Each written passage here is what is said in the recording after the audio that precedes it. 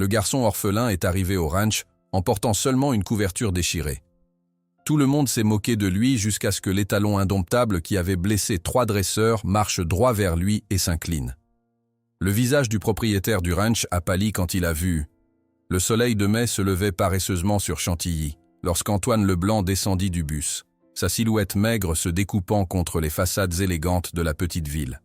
À 16 ans, son visage portait déjà les marques d'une solitude trop longue. Ses yeux verts, attentifs et méfiants, observèrent les touristes fortunés qui flânaient près du château, leurs vêtements impeccables contrastant avec sa chemise usée et son pantalon rapiécé. D'une main, il serra la bretelle de son sac à dos élimé, tout ce qui lui restait après 8 années d'orphelinat et de famille d'accueil. De l'autre, il caressa le petit harmonica en métal rangé dans sa poche, unique héritage de sa mère. Un souvenir fugace traversa son esprit. Sa mère jouant du violon sur une place ensoleillée de Marseille, ses doigts agiles tirant des mélodies provençales qui faisaient s'arrêter les passants. Antoine, alors âgé de 6 ans, circulait parmi la foule avec un chapeau, récoltant quelques pièces qui leur permettraient de manger ce soir-là. « Tu es Antoine ?» Une voix le ramena au présent. Le père Bernard, un homme d'une 50aine d'années au visage bienveillant, se tenait devant lui. Le prêtre qui avait arrangé ce travail, cette dernière chance, après qu'Antoine eût été renvoyé de sa dernière famille d'accueil pour avoir passé la nuit dans l'étable avec un cheval de labour malade, comportement que ses hôtes avaient jugé perturbant. « Oui, mon père, » répondit Antoine, son accent méridional marqué. « Le haras n'est pas loin. Monsieur Moreau t'attend, c'est le gérant, » expliqua le prêtre en montant dans sa petite Citroën. « Je lui ai dit que tu avais un don avec les animaux. » Antoine acquiesça silencieusement, serrant son sac contre lui. Le don dont parlait le prêtre n'était, selon lui, rien d'extraordinaire. Il comprenait simplement la douleur, celle des chiens errants, des oiseaux tombés du nid, des chevaux maltraités. Il la ressentait comme si elle était sienne. Le haras de la mare s'étendait majestueusement au milieu de prairies verdoyantes. Des écuries impeccables s'alignaient de part et d'autre d'une cour pavée où des palefreniers menaient des pur-sangs élégants. L'odeur familière du foin frais et du cuir mêlé à celle, plus âcre, du fumier, accueillit Antoine comme un étrange réconfort. Le père Bernard s'arrêta devant un bâtiment central. « Je dois retourner à la paroisse. Monsieur Moreau t'expliquera tout. » Un hochement de tête, un bref « merci », et Antoine se retrouva seul. Le gérant émergea du bureau, un homme trapu aux cheveux grisonnants et au regard sévère. Il toisa Antoine de haut en bas, s'attardant sur ses vêtements élimés et ses chaussures poussiéreuses. « Alors c'est toi, le Marseillais qui prétend comprendre les chevaux ?» demanda-t-il, sans préambule. « Je ne prétends rien, monsieur », répondit doucement Antoine. « J'aime simplement les animaux. » Moreau émit un grognement sceptique.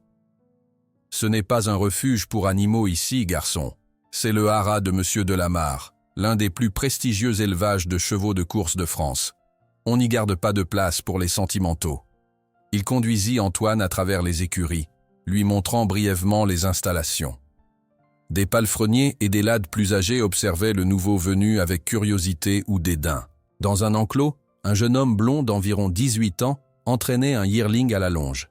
« Jean-Pierre » appela Moreau. « Le fils de notre entraîneur principal » expliqua-t-il à Antoine. « Est ton supérieur direct. » Le jeune homme interrompit son travail et s'approcha d'un pas assuré.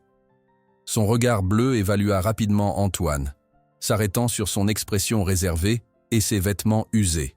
« Alors c'est lui, le nouveau ?» demanda Jean-Pierre avec un sourire qui n'atteignait pas ses yeux.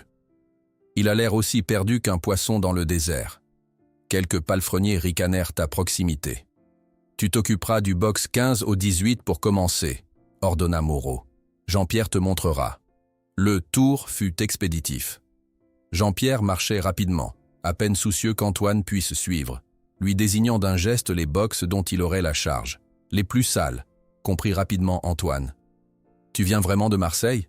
demanda Jean-Pierre, en s'arrêtant devant un local à fourrage. « Tu as déjà vu un cheval de course de près ?»« Quelques-uns » répondit simplement Antoine. Jean-Pierre émit un rire sec. « Tu verras, ce n'est pas comme les canassons de labour ou les poneys de cirque. Ces chevaux valent plus que ce que tu gagnerais en 10 ans. Il saisit une fourche qu'il tendit à Antoine. « Commence par nettoyer. Et n'approche pas trop les hongres du box 17, il mord. » Sans attendre de réponse, Jean-Pierre tourna les talons, lançant par-dessus son épaule. « Le dîner est à 19h dans le réfectoire. Ne sois pas en retard. » La journée passa dans un tourbillon de tâches épuisantes. Antoine nettoya les box, transporta le fumier, remplit les abreuvoirs, tout en observant silencieusement le fonctionnement du haras. Il nota comment certains palefreniers parlaient doucement à leurs chevaux, tandis que d'autres utilisèrent la bride avec trop de fermeté. Il remarqua quels chevaux semblaient tendus, lesquels étaient calmes. Personne ne lui adressa vraiment la parole, à l'exception d'un palefrenier plus âgé nommé François, qui lui montra où ranger les outils. « T'inquiète pas pour Jean-Pierre, » murmura-t-il. « Il aboie plus qu'il ne mord. Son père est un homme bien, lui. » Au réfectoire, Antoine s'assit seul à l'extrémité d'une longue table en bois. Les conversations bourdonnaient autour de lui, discussions sur les prochaines courses, commentaires sur un nouvel étalon, plaisanteries de camaraderie qui excluaient tacitement le nouveau venu. « Hé, le Marseillais !» lança Jean-Pierre depuis l'autre bout de la table. « Tu vas pleurer en provençal pour endormir les chevaux ?» Des rires fusèrent. Antoine se concentra sur son assiette de ragoût, son visage ne trahissant aucune émotion. Il avait connu pire dans les orphelinats. « Laisse-le tranquille », intervint François. « Il a fait son travail correctement aujourd'hui. » Jean-Pierre haussa les épaules. « Je m'assure juste qu'il comprend sa place. » La conversation dériva alors sur un sujet qui captiva immédiatement l'attention d'Antoine.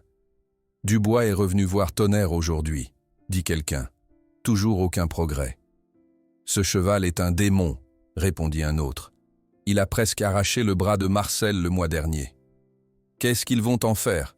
demanda un jeune lad. Un silence gêné s'installa. « L'abattoir belge, » murmura François. « Monsieur Delamarre a perdu patience. Une bête qui a failli tuer 3 hommes ne mérite pas mieux. » Antoine releva la tête. « Tonnerre ?» demanda-t-il doucement. Tous les regards se tournèrent vers lui, surpris qu'il ose parler. « Un étalon selle français », expliqua François après un moment d'hésitation. « Un champion avant son accident. Maintenant, c'est un danger public. » « Quel genre d'accident ?» insista Antoine. Jean-Pierre se pencha vers lui, les yeux brillants d'une curiosité morbide. « Le genre qui transforme un cheval de demi-million de francs en viande pour chien. Un concurrent l'a percuté délibérément pendant le Grand Prix de Longchamp. Depuis, il est devenu fou. »« Ce n'est pas ton affaire, garçon », intervint Moreau, qui venait d'entrer dans le réfectoire. « L'écurie du fond est interdite à tous sauf aux dompteurs autorisés. Est-ce clair ?» Antoine hocha la tête, mais son esprit était déjà ailleurs. Un cheval traumatisé, condamné parce que personne ne comprenait sa souffrance. Une histoire qu'il ne connaissait que trop bien. Cette nuit-là, Antoine ne parvint pas à trouver le sommeil dans le petit dortoir qu'il partageait avec 2 autres palefreniers. La pluie tambourinait contre les vitres, créant une mélodie mélancolique qui lui rappelait les nuits d'orage à Marseille, quand sa mère jouait du violon pour chasser sa peur. Il sortit de sa poche le portrait défraîchi de sa mère, une femme aux yeux verts comme les siens, tenant un violon, son sourire à la fois doux et triste. « Je te manque, maman », murmura-t-il, caressant le papier jauni. La pluie s'intensifia, accompagnée maintenant de grondements de tonnerre. Au loin, Antoine perçut un hennissement, différent des bruits habituels des écuries, plus sauvage, plus désespéré. Presque sans réfléchir, il enfila ses chaussures et sa veste, glissa son harmonica dans sa poche et se faufila hors du dortoir. Le haras était plongé dans l'obscurité, à l'exception de quelques lanternes indiquant les allées principales. Antoine se déplaçait comme une ombre, évitant les flaques qui reflétèrent la lumière. Il connaissait ce genre de déplacement nocturne. Combien de fois s'était-il glissé hors des orphelinats pour trouver un moment de solitude? L'écurie isolée se dressait à l'écart des autres bâtiments, comme mise en quarantaine. Une simple lanterne éclairait l'entrée, projetant des ombres inquiétantes. Le hennissement se fit entendre à nouveau, plus proche maintenant, un cri de rage mêlé de peur qui résonnait avec quelque chose de profond en Antoine. Il s'approcha lentement de la porte et regarda à travers les interstices des planches. À l'intérieur, dans un box spacieux mais austère, se tenait Tonnerre. L'étalon noir était magnifique malgré ses cicatrices visibles sur le flanc. Grand, puissamment musclé, avec une tache blanche en forme d'éclair sur le poitrail, origine probable de son nom. Mais ce furent ses yeux qui captèrent l'attention d'Antoine, des yeux qui ne reflétaient pas seulement la colère d'une bête sauvage, mais la terreur profonde d'un être trahi. Antoine reconnut ce regard. Il l'avait vu dans les miroirs des foyers d'accueil, après chaque abandon. Avec une lenteur délibérée, il ouvrit la porte. Le grincement léger suffit à alerter Tonnerre, qui se cabra immédiatement, hennissant de manière menaçante, ses sabots antérieurs frappant l'air. Antoine ne bougea pas. Il resta parfaitement immobile dans l'embrasure, les bras le long du corps, respirant calmement malgré son cœur qui battait la chamade. « Je ne vais pas te faire de mal », dit-il doucement en provençal, sa voix à peine audible sous la pluie qui martelait le toit. L'étalon continua de s'agiter, tournant nerveusement dans son box, ses naseaux dilatés, son corps massif tendu comme un arc. Antoine remarqua les marques sur les flancs de l'animal, traces d'éperons trop sévères, cicatrices de mort brutale, des signes évidents de méthode de dressage agressive. « Je comprends ta douleur », murmura Antoine, toujours en provençal. Cette langue de son enfance lui semblait plus appropriée, plus intime que le français formel. Pendant de longues minutes, homme et animal restèrent ainsi, s'observant. Tonnerre semblait perplexe face à cette présence qui ne cherchait ni à le dominer ni à fuir. Lentement, Antoine s'assit sur le sol de l'écurie, à distance respectueuse du box. La paille humide imbiba son pantalon, mais il n'y prêta aucune attention. Avec des gestes mesurés, il sortit son harmonica de sa poche. « Ma mère me jouait cette mélodie quand j'avais peur », expliqua-t-il doucement à l'étalon qu'il observait avec méfiance. « C'est une berceuse provençale. Elle parle du vent qui caresse les collines et de la mer qui chante des secrets. » Il porta l'instrument à ses lèvres et commença à jouer. Les premières notes hésitantes s'élevèrent dans l'air humide, puis s'affermirent progressivement. La mélodie simple et mélancolique semblait danser avec la pluie, créant une bulle de calme au milieu de la tempête. Tonnerre s'immobilisa, ses oreilles pivotant vers l'avant, attentives à cette nouvelle sensation. Ses naseaux frémirent, comme s'il essayait de sentir la musique. Antoine continua de jouer, ses doigts trouvant instinctivement les notes que sa mère lui avait apprises. Il ne regardait pas directement l'étalon, lui offrant l'espace dont il avait besoin pour s'approcher de son propre gré. La mélodie répétitive, presque hypnotique, tissait un lien invisible entre eux, deux âmes blessées partageant un moment de paix dans un monde qui ne les comprenait pas.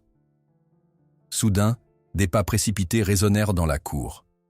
La porte de l'écurie s'ouvrit violemment, laissant entrer Marcel, le gardien de nuit, une lanterne à la main. « Nom de Dieu ! Garçon, sors de là immédiatement !» cria-t-il, son visage déformé par la peur. « Ce cheval va te tuer !» Il courut chercher du renfort, certain de revenir pour trouver le nouveau palefrenier blessé ou pire. Mais quand il revint avec Moreau et deux autres hommes, ce qu'ils découvrirent, par l'entrebâillement de la porte, les figea sur place. Tonnerre, l'étalon que personne n'avait pu approcher depuis des mois, se tenait immobile au centre de son box. Sa puissante tête était baissée, presque à toucher la poitrine du garçon assis, tandis que la musique de l'harmonica emplissait l'air humide de la nuit. Le silence qui suivit la scène stupéfiante s'éternisa. Moreau, Marcel et les deux palefreniers restaient figés, leurs silhouettes découpées dans l'encadrement de la porte, leur respiration suspendue devant le tableau improbable. Antoine, sentant leur présence, cessa doucement de jouer. Les dernières notes de la mélodie provençale s'attardèrent dans l'air humide, avant de s'évanouir complètement. Tonnerre, comme réveillé d'une transe, redressa lentement la tête. Ses yeux rencontrèrent ceux des hommes à l'entrée, et immédiatement, ses muscles se tendirent. Un grondement sourd monta de sa gorge. « Ne bougez pas », murmura Antoine, rangeant son harmonica d'un geste fluide. « Il sent votre peur. Sors de là. Maintenant », ordonna Moreau, sa voix inhabituellement basse, comme s'il craignait de provoquer l'étalon. Antoine se leva avec une lenteur délibérée, son regard toujours fixé sur Tonnerre. « Je reviendrai », promit-il doucement en provençal, avant de reculer vers la sortie. Une fois la porte refermée, Moreau empoigna violemment Antoine par le col. « Es-tu complètement inconscient? Ce cheval a failli tuer 3 hommes. »« Il est terrifié, pas méchant, » répondit simplement Antoine. « Tu es consigné au dortoir après le travail pendant 1 semaine. » trancha Moreau. « Et si je te reprends près de cette écurie, tu retournes directement à Marseille. Compris ?» Antoine acquiesça silencieusement, mais dans ses yeux brillait une détermination que le gérant ne manqua pas de remarquer. L'aube suivante, le haras bourdonnait déjà de rumeurs. Antoine sentait les regards curieux et les chuchotements qui s'interrompaient à son passage, tandis qu'il traversait la cour pour rejoindre le réfectoire. « Le voilà, le charmeur de démons », lança Jean-Pierre, attablé avec son groupe habituel. « Alors, c'est quoi ton secret? Une flûte magique ?» Des rires nerveux parcoururent l'assemblée. Antoine se servit une tasse de café noir sans répondre. François, le palefrenier âgé, vint s'asseoir à côté de lui. « Marcel raconte que tu jouais de l'harmonica et que Tonnerre t'écoutait comme un enfant à une berceuse, c'est vrai ?»« Je jouais simplement, » répondit Antoine en haussant les épaules. Il a choisi d'écouter. Après le petit déjeuner, Moreau convoqua Antoine dans son bureau. Le gérant paraissait avoir mal dormi, ses traits tirés témoignant d'une nuit d'insomnie.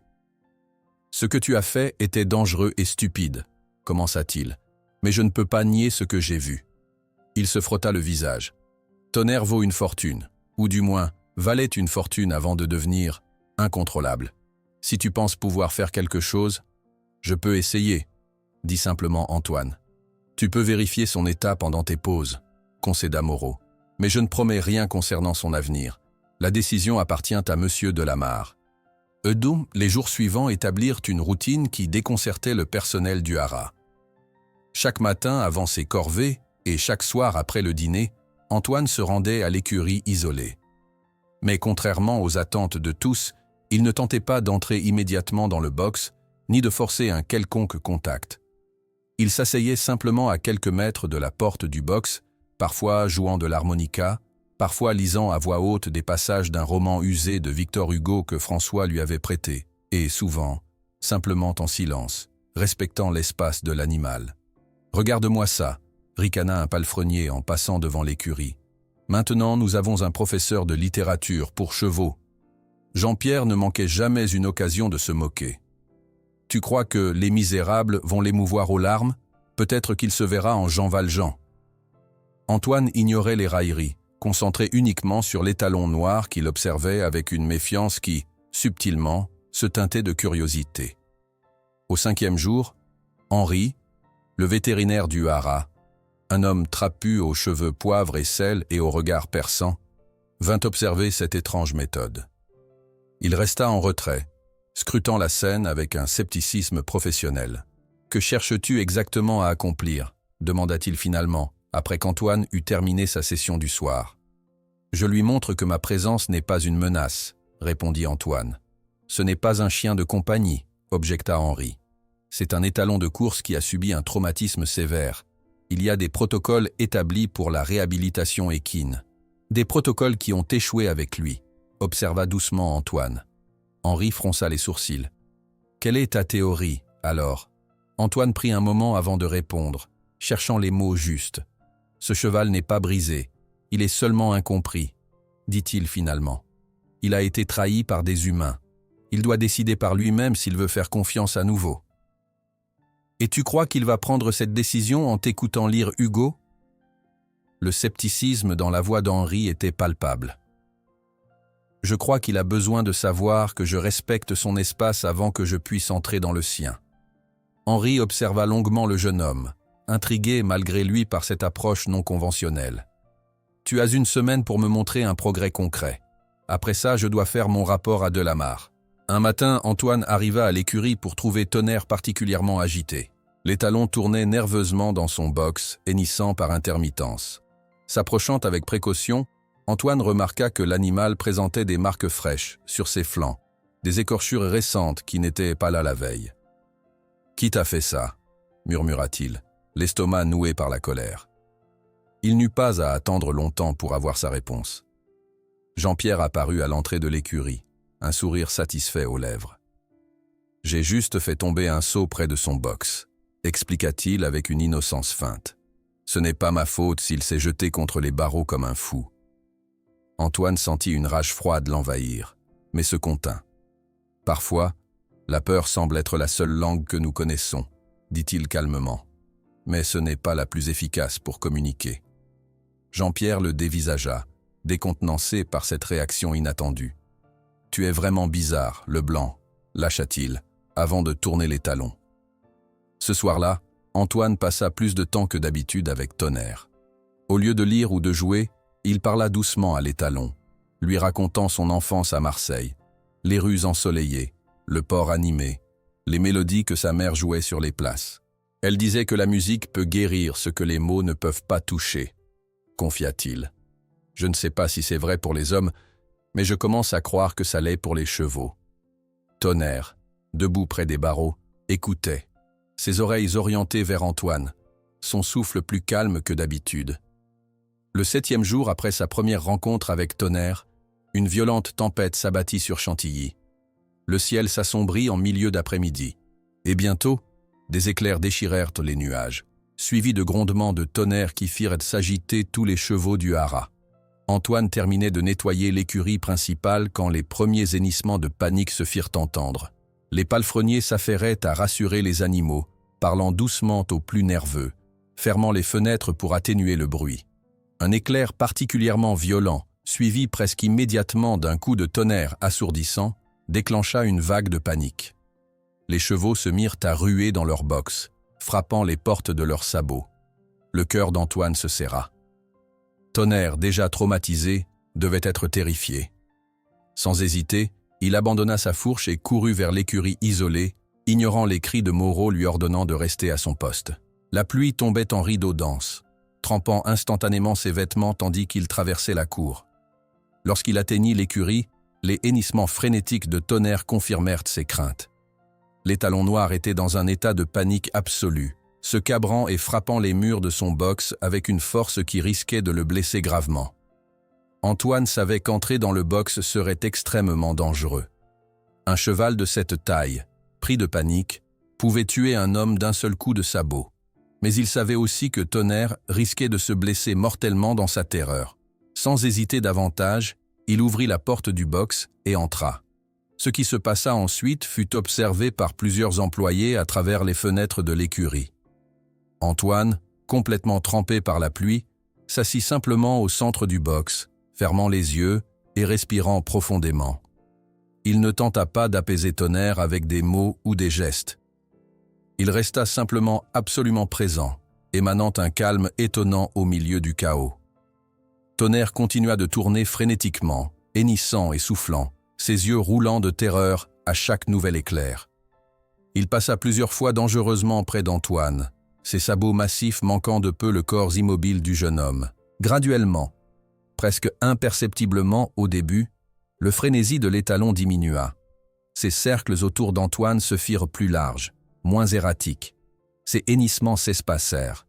Quand un nouvel éclair illumina l'écurie, suivi d'un grondement qui semblait ébranler les fondations du bâtiment, Tonnerre s'immobilisa soudain. L'étalon, encore visiblement agité, tourna complètement son attention vers Antoine, comme s'il remarquait vraiment sa présence pour la première fois. Pendant de longues secondes, homme et cheval s'observèrent dans une sorte de reconnaissance mutuelle. Puis, dans un mouvement qui stupéfia les témoins, Tonnerre s'approcha lentement d'Antoine et, pour la première fois, abaissa volontairement sa tête jusqu'à ce que son museau touche légèrement l'épaule du jeune homme. Ils restèrent ainsi, comme une sculpture vivante de confiance naissante, tandis que la pluie continuait de marteler le toit, créant une musique d'accompagnement à ce moment de communion silencieuse. Le lendemain matin, le ciel lavé par l'orage offrait une lumière claire et nette qui baignait le haras. Antoine était déjà à l'écurie de Tonnerre, portant un seau d'eau fraîche et une brosse douce. Pour la première fois, il avait été autorisé à entrer officiellement dans le box pour soigner l'étalon.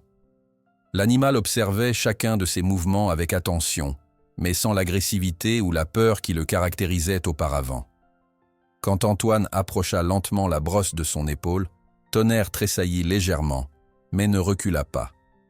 Doucement, murmura Antoine, en commençant à brosser délicatement le pelage noir. Nous avons tout notre temps. C'est à ce moment qu'une voix féminine l'interpella depuis l'entrée de l'écurie. Bonjour, il y a quelqu'un ? Antoine se retourna pour voir une jeune fille d'environ 18 ans, aux cheveux châtains noués en une tresse simple, portant une robe fleurie sous un tablier de cuir. Elle tenait un panier couvert d'un linge blanc d'où s'échappait un arôme sucré. « Je cherche mon grand-père », expliqua-t-elle. « Lambert, le maréchal Ferrand. Il devait venir ferrer un poulain ce matin. »« Il n'est pas encore arrivé », répondit Antoine, surpris par cette visite inattendue. La jeune fille s'approcha, curieuse, puis s'arrêta net en voyant Tonnerre. « C'est lui, le cheval dont tout le monde parle au village ?» Ses yeux s'écarquillèrent. « Celui qui a blessé 3 dompteurs ?» Antoine hocha la tête, continuant de brosser les talons avec des mouvements lents et réguliers. « Et il te laisse le toucher ?» s'émerveilla-t-elle. « Depuis hier seulement », précisa Antoine. La jeune fille l'observa travailler en silence pendant quelques minutes, visiblement fascinée par l'interaction entre le garçon et l'animal. Puis elle se présenta. « Je m'appelle Claire. Mon grand-père est maréchal Ferrand à Chantilly depuis 30 ans. » Un grondement de tonnerre lointain fit frémir Tonnerre. Antoine posa instinctivement une main apaisante sur son encolure, murmurant quelques mots rassurants. L'étalon se calma presque immédiatement. « Comment fais-tu ça ?» demanda Claire, impressionnée. Antoine haussa les épaules. « Je ne fais rien de spécial. J'essaie juste de comprendre ce qu'il ressent. » La pluie recommença à tomber, d'abord doucement, puis plus intensément. Claire jeta un coup d'œil inquiet vers l'extérieur. « Je ferais mieux d'aller voir si grand-père est arrivé, » dit-elle en se dirigeant vers la sortie. Puis elle s'arrêta et se retourna. « Que fais-tu avec lui exactement ?» Antoine réfléchit un instant. « J'essaie de lui montrer qu'il peut faire confiance à nouveau. » Claire sourit. « Mon grand-père dit que les chevaux traumatisés sont comme les personnes. Ils portent les souvenirs de la douleur dans tout leur corps, pas seulement dans leur esprit. Je pourrais t'apporter quelques livres à ce sujet, si tu veux. » Le lendemain, Antoine retrouva Claire à l'entrée du haras. Elle portait un panier d'osier d'où s'échappait un parfum de pommes caramélisées et tenait sous son bras une pile de livres à la relure usée. Ses yeux brillaient d'une curiosité sincère qui contrastait avec les regards méfiants auxquels Antoine s'était habitué. « J'ai pensé à toi, » dit-elle en lui tendant le panier. « C'est une tarte aux pommes. Ma grand-mère dit que les idées viennent mieux quand l'estomac est plein. » Antoine accepta le cadeau avec une surprise mal dissimulée. Les gestes de gentillesse gratuite étaient rares dans son existence. « Merci », murmura-t-il, embarrassé. « Pour les livres aussi. » « Ce sont des ouvrages sur la psychologie équine et les traumatismes », expliqua Claire en déposant les volumes sur un ballot de foin. Celui-ci parle spécifiquement de la mémoire musculaire chez les chevaux maltraités. Ils s'installèrent sous un vieux chêne qui dominait la cour principale du haras. La journée était douce.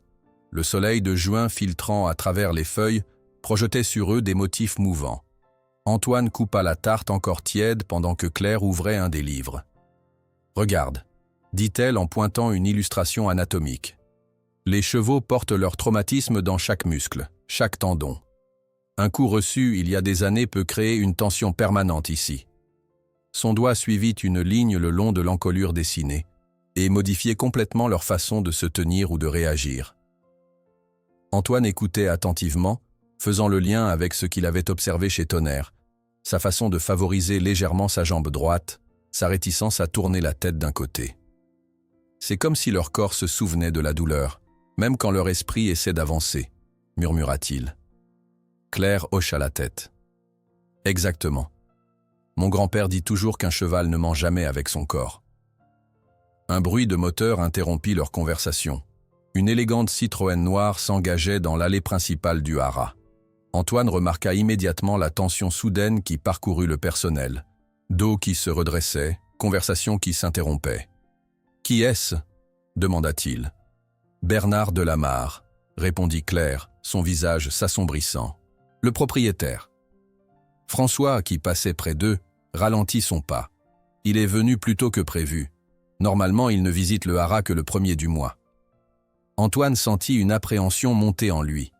Il avait entendu suffisamment de rumeurs sur Delamarre pour savoir que l'homme considérait ses chevaux uniquement comme des investissements. Le soir même, dans le réfectoire, l'atmosphère était lourde. La visite surprise de Delamarre avait laissé tout le monde nerveux, particulièrement Antoine, qui avait surpris des bribes de conversation concernant l'échec de réhabilitation et décision finale pour Tonnerre. Incapable de dormir, il se glissa hors du dortoir après le couvre-feu. La nuit était claire. Un croissant de lune éclairait faiblement les écuries. Ses pas le menèrent inévitablement vers Tonnerre. L'étalon s'agita légèrement en entendant la porte s'ouvrir, mais se calma en reconnaissant Antoine. « J'ai appris des choses aujourd'hui », commença doucement le jeune homme en s'asseyant près du box, « sur la façon dont ton corps se souvient. » Dans la pénombre, il observa la silhouette puissante de l'animal. Maintenant qu'il savait quoi chercher, les signes du traumatisme lui paraissaient évidents. La tension perpétuelle dans l'encolure, la façon dont Tonnerre gardait toujours son flanc droit légèrement éloigné des parois du box. « Quelqu'un t'a vraiment fait du mal, n'est-ce pas ?» murmura Antoine. « Pas seulement pendant l'accident. » Les oreilles de Tonnerre pivotèrent vers lui, attentives. Antoine ferma les yeux, visualisant la course où tout avait basculé. Un souvenir qui n'était pas le sien, mais qu'il pouvait presque sentir. La vitesse grisante, le sol qui tremble sous les sabots, puis l'impact violent, la douleur fulgurante, la chute. Et après, ils ont essayé de te réparer, comme une machine cassée, continua-t-il, sans comprendre que ce n'était pas seulement ton corps qui était blessé. Le lendemain matin, Antoine chercha François dans les écuries. Le vieil homme était occupé à préparer les rations de la journée. « François, que s'est-il vraiment passé lors de l'accident de Tonnerre ?» demanda Antoine sans préambule. Le palefrenier regarda autour d'eux pour s'assurer qu'ils étaient seuls. « Des rumeurs ont circulé, » dit-il en baissant la voix. Des paris importants avaient été placés contre lui ce jour-là. Le jockey qui l'a percuté. Certains disent qu'il a été payé pour s'assurer que Tonnerre ne terminerait pas la course. Et après l'accident, François soupira profondément. Delamarre était furieux, pas pour le cheval, mais pour l'argent perdu. Quand les premiers vétérinaires ont suggéré une convalescence longue, il a fait venir des spécialistes qui promettaient des résultats rapides. Des méthodes brutales, devina Antoine. François acquiesça tristement. L'assurance ne payait que si le cheval était déclaré irrécupérable. Mais Delamarre voulait d'abord essayer de le remettre en compétition rapidement. Cette révélation renforça la détermination d'Antoine. Dans l'après-midi, il approcha Moreau avec une requête qui surprit le gérant. « Je voudrais modifier l'environnement de Tonnerre, avec votre permission. » Moreau le dévisagea, perplexe. « Modifier comment ?» Certains objets, certaines couleurs semblent déclencher ces réactions de panique, expliqua Antoine. Si nous pouvions réorganiser son box, éliminer ces déclencheurs. Delamarre ne dépensera pas un franc de plus pour ce cheval, trancha Moreau. Je ne demande pas d'argent, insista Antoine. Juste l'autorisation de réarranger ce qui existe déjà. Après une longue hésitation, Moreau donna son accord réticent. Ne cause pas de dégâts supplémentaires. Cette nuit-là, Antoine travailla tard dans l'écurie isolée. Avec l'aide discrète de François, il réorganisa complètement le box de Tonnerre. Il retira la couverture rouge qui rappelait la tenue du jockey agresseur, remplaça certains équipements métalliques dont le cliquetis semblait particulièrement stresser l'animal, et modifia la disposition de la mangeoire pour éviter que Tonnerre ne tourne le dos à l'entrée. Jean-Pierre, qui passait par hasard, s'arrêta pour observer ce manège inhabituel. « Tu perds ton temps », lança-t-il avec moins de conviction que d'habitude. « Mon père dit que les chevaux comme lui ne changent jamais. » Antoine continua son travail sans lever la tête. « Ton père a peut-être raison pour la plupart des cas, mais Tonnerre n'est pas la plupart des cas. » Jean-Pierre resta un moment silencieux, son regard alternant entre Antoine et l'étalon noir qui, étonnamment, observait les modifications de son habitat avec curiosité, plutôt qu'appréhension. « Mon père n'utiliserait jamais les méthodes que Delamarre a autorisées, » admit-il finalement avant de s'éloigner. Le surlendemain, Claire revint, accompagné cette fois de son grand-père. Monsieur Lambert était un homme imposant aux mains calleuses et au regard bienveillant. Debout à distance respectueuse, il observa Antoine qui tentait d'approcher doucement sa main de l'encolure de Tonnerre. L'étalon frémit, reculant nerveusement. « Patience », conseilla Lambert. « Regarde comme il porte sa patte arrière gauche. Il y a une vieille douleur là. » Antoine acquiesça, ayant remarqué lui aussi cette légère irrégularité. Comment la soulager? « J'ai apporté quelque chose qui pourrait t'aider, » répondit le maréchal Ferrand en tendant un petit pot. « Une pommade à base d'arnica et d'huiles essentielles. Si tu parviens à l'appliquer sur ces articulations douloureuses, il ne me laisse pas encore le toucher suffisamment longtemps. » Lambert sourit avec sagesse. « Ce garçon a le don, » dit-il à sa petite fille en français. Puis, se tournant vers Antoine, « La confiance vient par petites victoires, pas en une seule bataille. » Dans les jours qui suivirent, Antoine consacra chaque moment libre à Tonnerre. À l'aide des livres prêtés par Claire, il étudia les techniques de massage équin thérapeutique. Chaque approche était calculée, patiente, respectueuse des limites de l'animal. Un matin, après près d'une semaine d'essais infructueux, Antoine tenta une nouvelle approche. Au lieu de s'avancer directement vers Tonnerre, il s'assit au centre du box et commença à masser ses propres épaules, exagérant légèrement ses mouvements. L'étalon l'observa avec curiosité. Antoine continua, passant à son cou, puis à ses bras, commentant doucement chaque mouvement comme s'il expliquait la technique à un étudiant invisible. À sa grande surprise, Tonnerre s'approcha lentement, son souffle chaud effleurant le visage d'Antoine. Le jeune homme continua ses mouvements, imperturbable, évitant tout contact visuel direct qui pourrait être perçu comme une menace.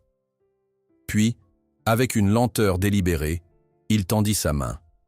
Tonnerre recula légèrement, mais ne s'enfuit pas. Antoine maintint sa position, respirant calmement, sa main simplement offerte. Ce qui se passa ensuite fit battre son cœur à tout rompre. Tonnerre avança prudemment son museau et, pour la première fois, toucha volontairement la main tendue. Le contact ne dura qu'une seconde avant que l'étalon ne recule, mais c'était une victoire monumentale.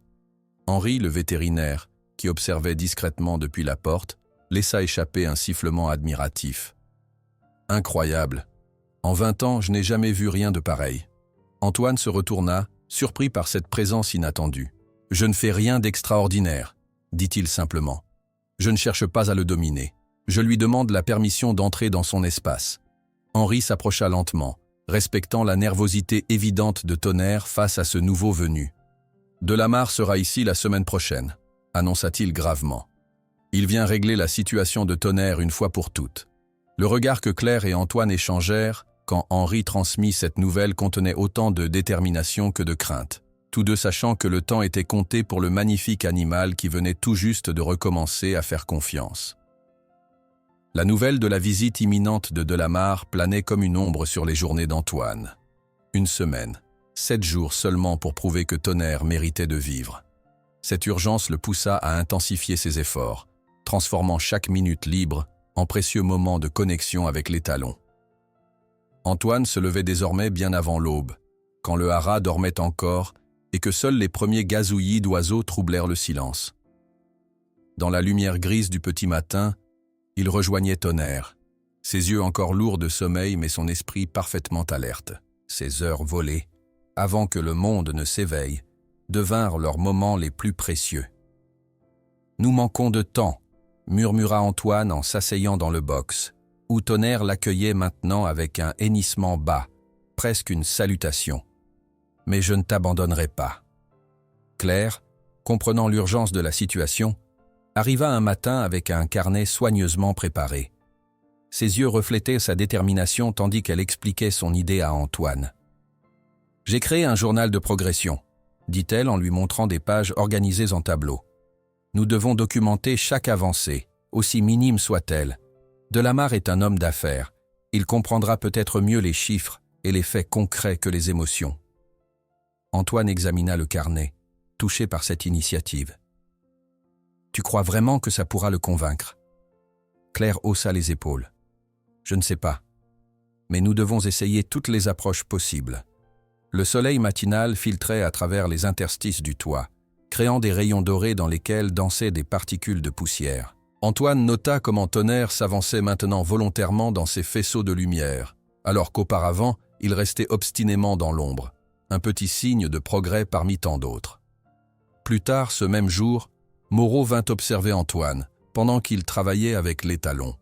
Le gérant s'appuya contre l'encadrement de la porte, bras croisés, son visage trahissant son scepticisme persistant. « Ne crée pas trop d'espoir », avertit-il après un moment. Delamarre voit les chevaux uniquement comme des investissements. Si Tonnerre ne peut plus courir ou se reproduire rentablement, ton attachement à lui ne pèsera rien dans la balance. Antoine continua d'étriller doucement l'encolure de Tonnerre, geste que l'animal tolérait maintenant pendant plusieurs minutes d'affilée. « Chaque être vivant mérite une seconde chance », répondit-il simplement.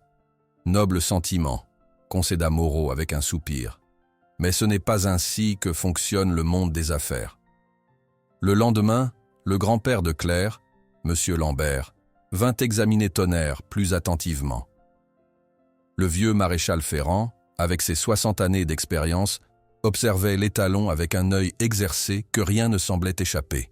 « Regarde comment il appuie sur cette patte arrière », indiqua-t-il à Antoine. « La blessure visible a guéri, mais il y a des dommages plus profonds dans les tendons, peut-être même dans l'articulation. » Antoine suivit son regard, remarquant effectivement la légère asymétrie dans la posture de Tonnerre. « Peut-on y remédier ?»« Partiellement », répondit Lambert en sortant de sa sacoche une petite bouteille d'huile ambrée.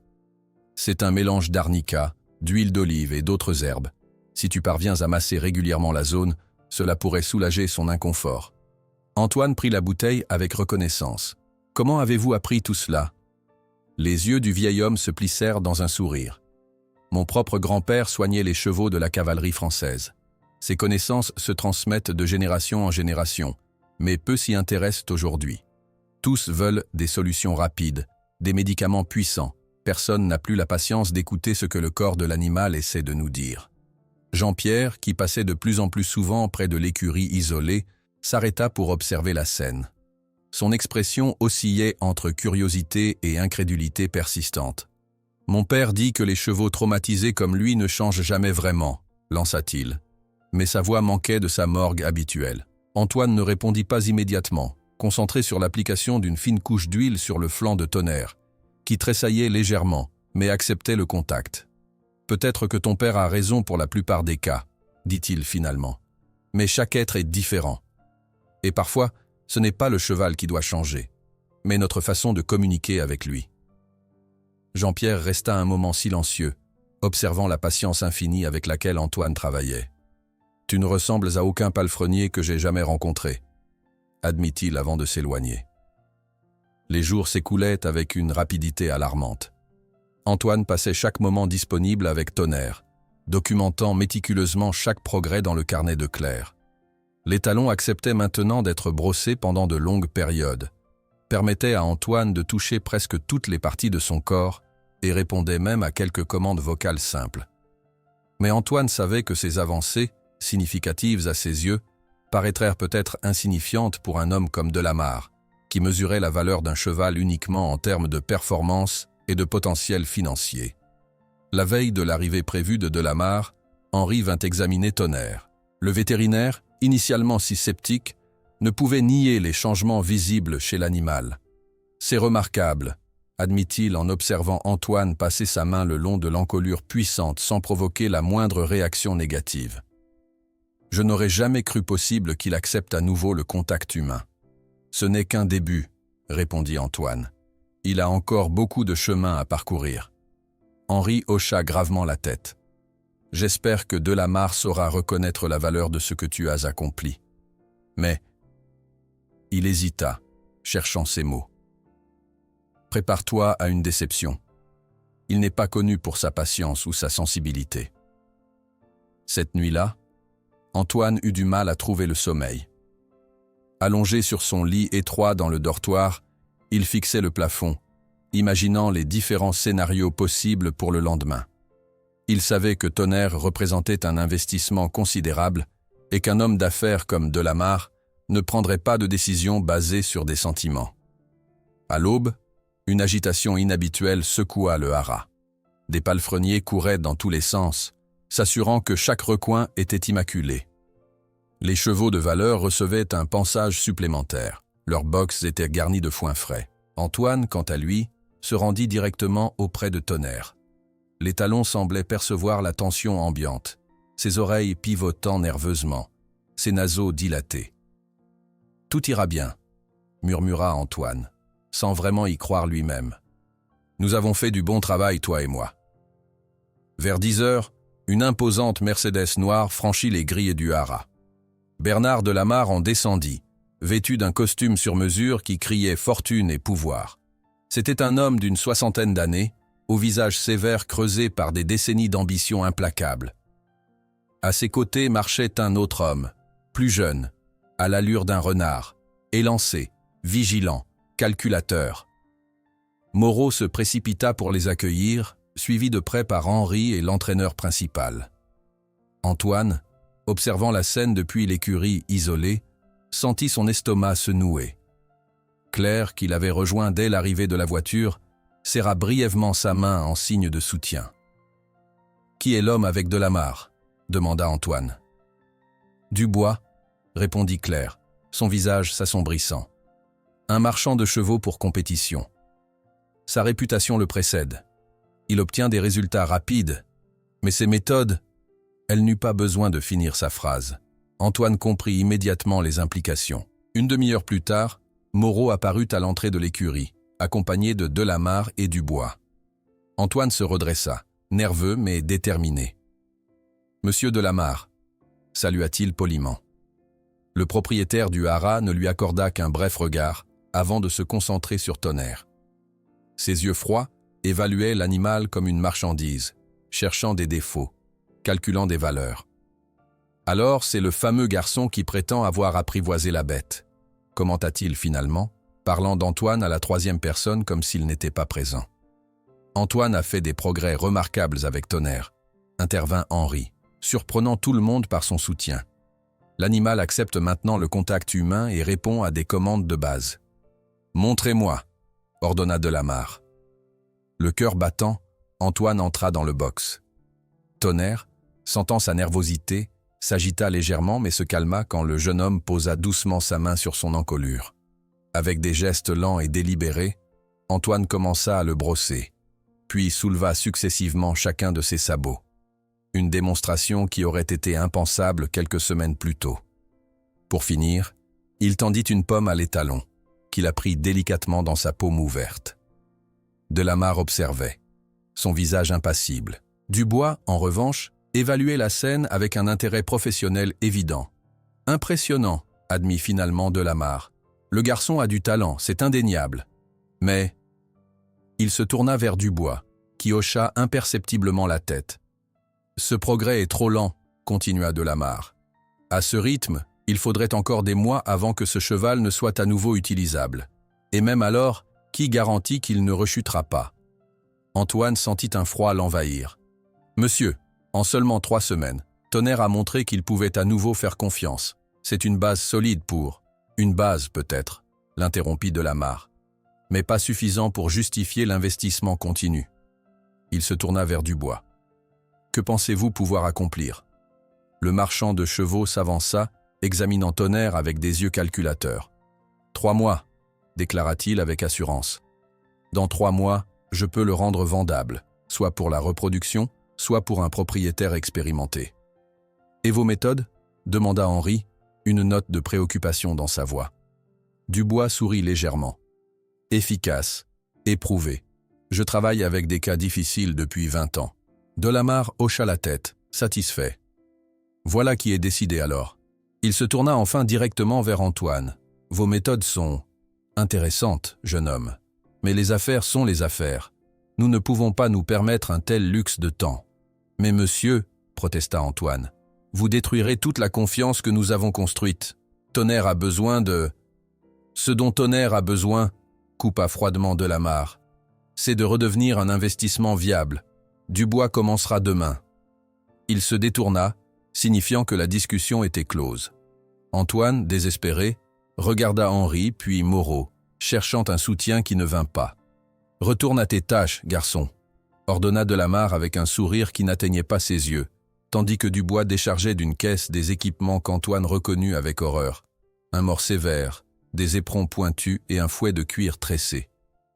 À partir de demain, Tonnerre apprendra que les chevaux existent pour servir les hommes, pas pour être dorlotés comme des enfants. L'aube n'avait pas encore percé l'horizon lorsqu'Antoine fut réveillé par des hennissements désespérés. Il se redressa brusquement dans son lit étroit, le cœur battant, sachant immédiatement que ses cris venaient de Tonnerre. Sans prendre le temps d'enfiler ses chaussures, il se précipita hors du dortoir, traversant la cour pavée de ses pieds nus. La scène qui l'accueillit à l'écurie isolée glaça son sang. Dubois et 2 assistants robustes entouraient Tonnerre, tentant de forcer un mort particulièrement sévère dans la bouche de l'animal terrorisé.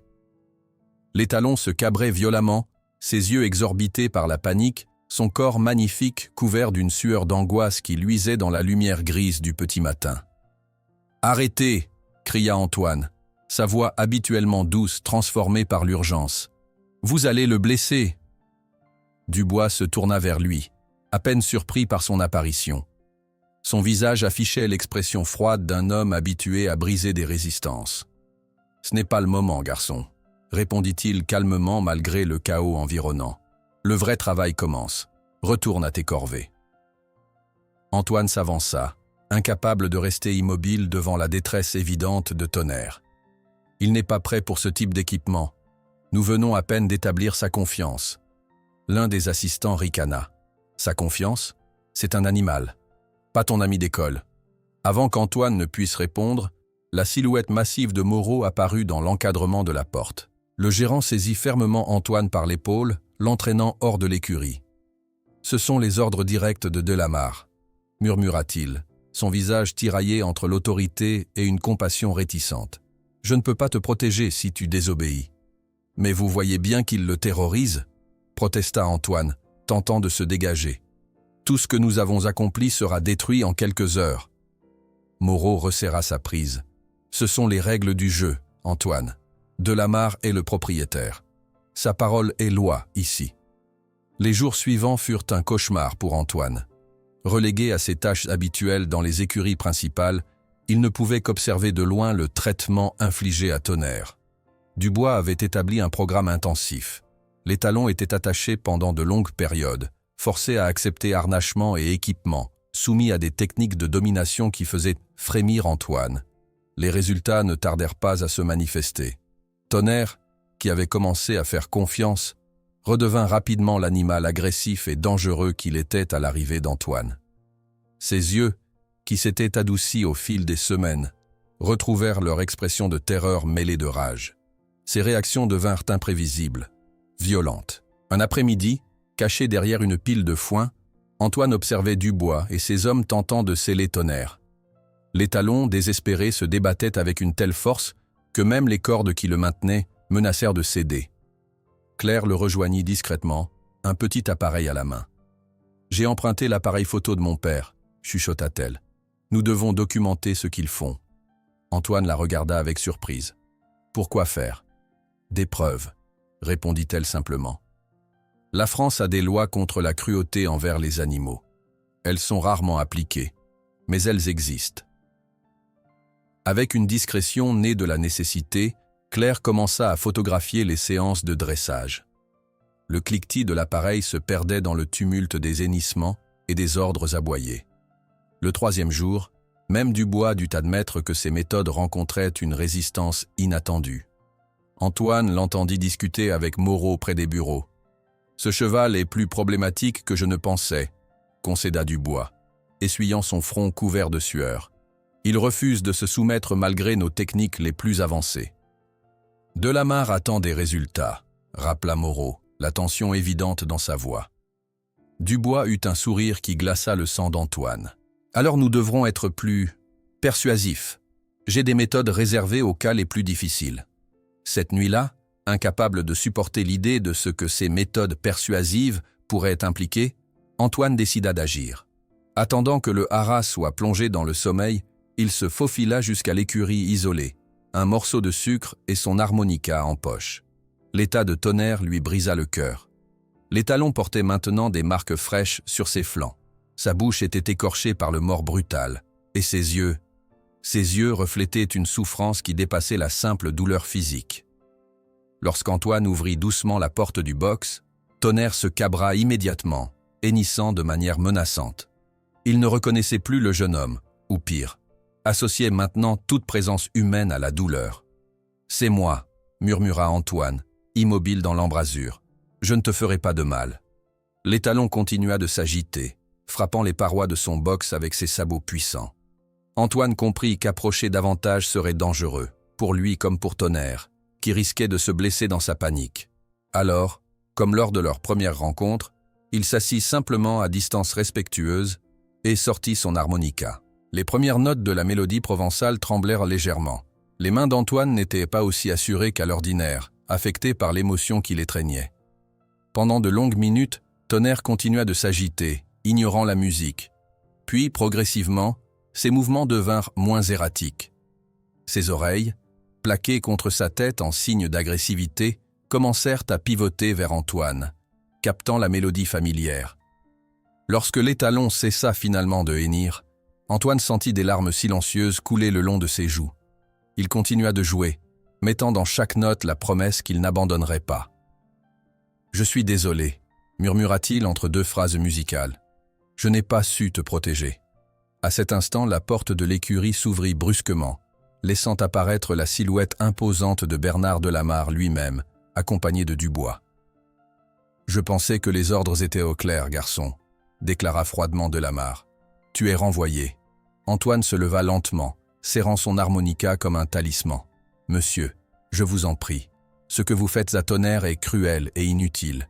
Il progressait avec moi. »« Progressait » répéta Delamarre avec dédain. « À quel rythme ? Combien d'années faudrait-il pour qu'il rapporte à nouveau son investissement ? » « Le temps, c'est de l'argent, garçon. » Avant qu'Antoine ne puisse répondre, deux silhouettes apparurent à derrière Delamarre. Henri le vétérinaire et Claire, dont le visage déterminé contrastait avec sa jeunesse. « Si Antoine part, je porterai plainte auprès du conseil vétérinaire départemental, » déclara Henri d'une voix ferme. « J'ai documenté les méthodes employées ici ces derniers jours. Elles contreviennent à plusieurs réglementations. » Delamarre se raidit, visiblement surpris par cette intervention inattendue. « Vous me menacez, Henri, après 15 ans de collaboration ? » « Je fais mon devoir, » répondit simplement le vétérinaire, comme j'aurais dû le faire bien avant. Le lendemain matin, une tension palpable régnait sur le haras. Antoine n'avait pas été renvoyé, du moins pas encore, mais il avait été formellement interdit d'approcher l'écurie de Tonnerre. Henri avait négocié un compromis temporaire, permettant à Dubois de poursuivre son travail, mais sous surveillance vétérinaire. Claire retrouva Antoine près des paddocks, son visage habituellement lumineux assombri par l'inquiétude. « Mon grand-père veut te parler, » dit-elle sans préambule. « Il a des informations sur Delamarre que tu devrais connaître. » Cet après-midi-là, Antoine rencontra Monsieur Lambert dans sa forge au village. Le vieil homme forgeait un fer, les étincelles dansant autour de lui comme des lucioles incandescentes. Sans interrompre son travail, il commença à parler. Delamarre a déjà été inquiété pour mauvais traitements, pas seulement envers ses chevaux, mais aussi dans ses vignobles. Les saisonniers y travaillent dans des conditions déplorables. Lambert plongea le fer rougeoyant dans un bac d'eau, provoquant un nuage de vapeur sifflante. « J'ai un ami journaliste à Senlis qui s'intéresse depuis longtemps à ces pratiques commerciales. Vous pensez qu'il pourrait nous aider ?» demanda Antoine, un mince espoir renaissant en lui. « La vraie question, » répondit Lambert en le fixant intensément, « est de savoir jusqu'où tu es prêt à aller pour ce cheval. » Cette nuit-là, Antoine fut surpris de voir Jean-Pierre l'attendre devant le dortoir. Le fils de l'entraîneur principal semblait inhabituellement grave. « Je dois te parler, » dit-il à voix basse. « C'est à propos de Tonnerre. » Ils marchèrent jusqu'à un coin isolé du haras, à l'abri des oreilles indiscrètes. Jean-Pierre semblait lutter contre lui-même, comme tiraillé entre loyauté et conscience. « Mon père n'approuve pas les méthodes de Dubois, » commença-t-il finalement. « Il dit que briser l'esprit d'un cheval n'a jamais produit un véritable champion. » Antoine attendit, sentant que Jean-Pierre n'avait pas terminé. « Ce n'est pas la première fois, » continua le jeune homme. « Delamarre a déjà sacrifié des chevaux pour l'argent des assurances. Mon père voulait démissionner l'année dernière, mais nous avons besoin de ce travail. » Il hésita. « Je peux peut-être t'aider à voir Tonnerre. Les gardiens de nuit me connaissent. Ils ne poseront pas de questions si je leur dis que j'inspecte les écuries. » Le revirement de Jean-Pierre, aussi inattendu que bienvenu, marqua le début d'une résistance silencieuse au sein même du haras. Dans les jours qui suivirent, une série d'incidents mystérieux commença à perturber le travail de Dubois. Des équipements disparaissaient inexplicablement. Des horaires étaient confondus. Des portes supposément verrouillées se retrouvaient débloquées. François, le vieux palefrenier, feignit la confusion lorsque Dubois se retrouva enfermé dans le grenier à foin pendant 3 heures. « À mon âge, la mémoire joue des tours », s'excusa-t-il avec une candeur qui ne trompa personne. Un soir, grâce à la complicité de Jean-Pierre, Antoine parvint à visiter Tonnerre. L'état de l'étalon s'était encore détérioré.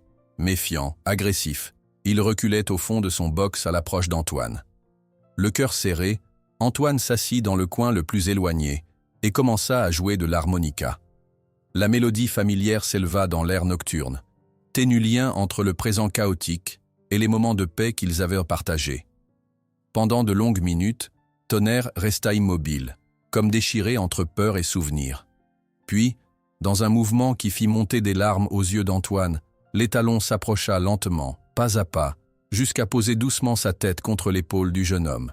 « Je vais te sortir d'ici », promit Antoine dans un murmure étranglé, même si cela signifie ne plus jamais pouvoir travailler avec des chevaux en France.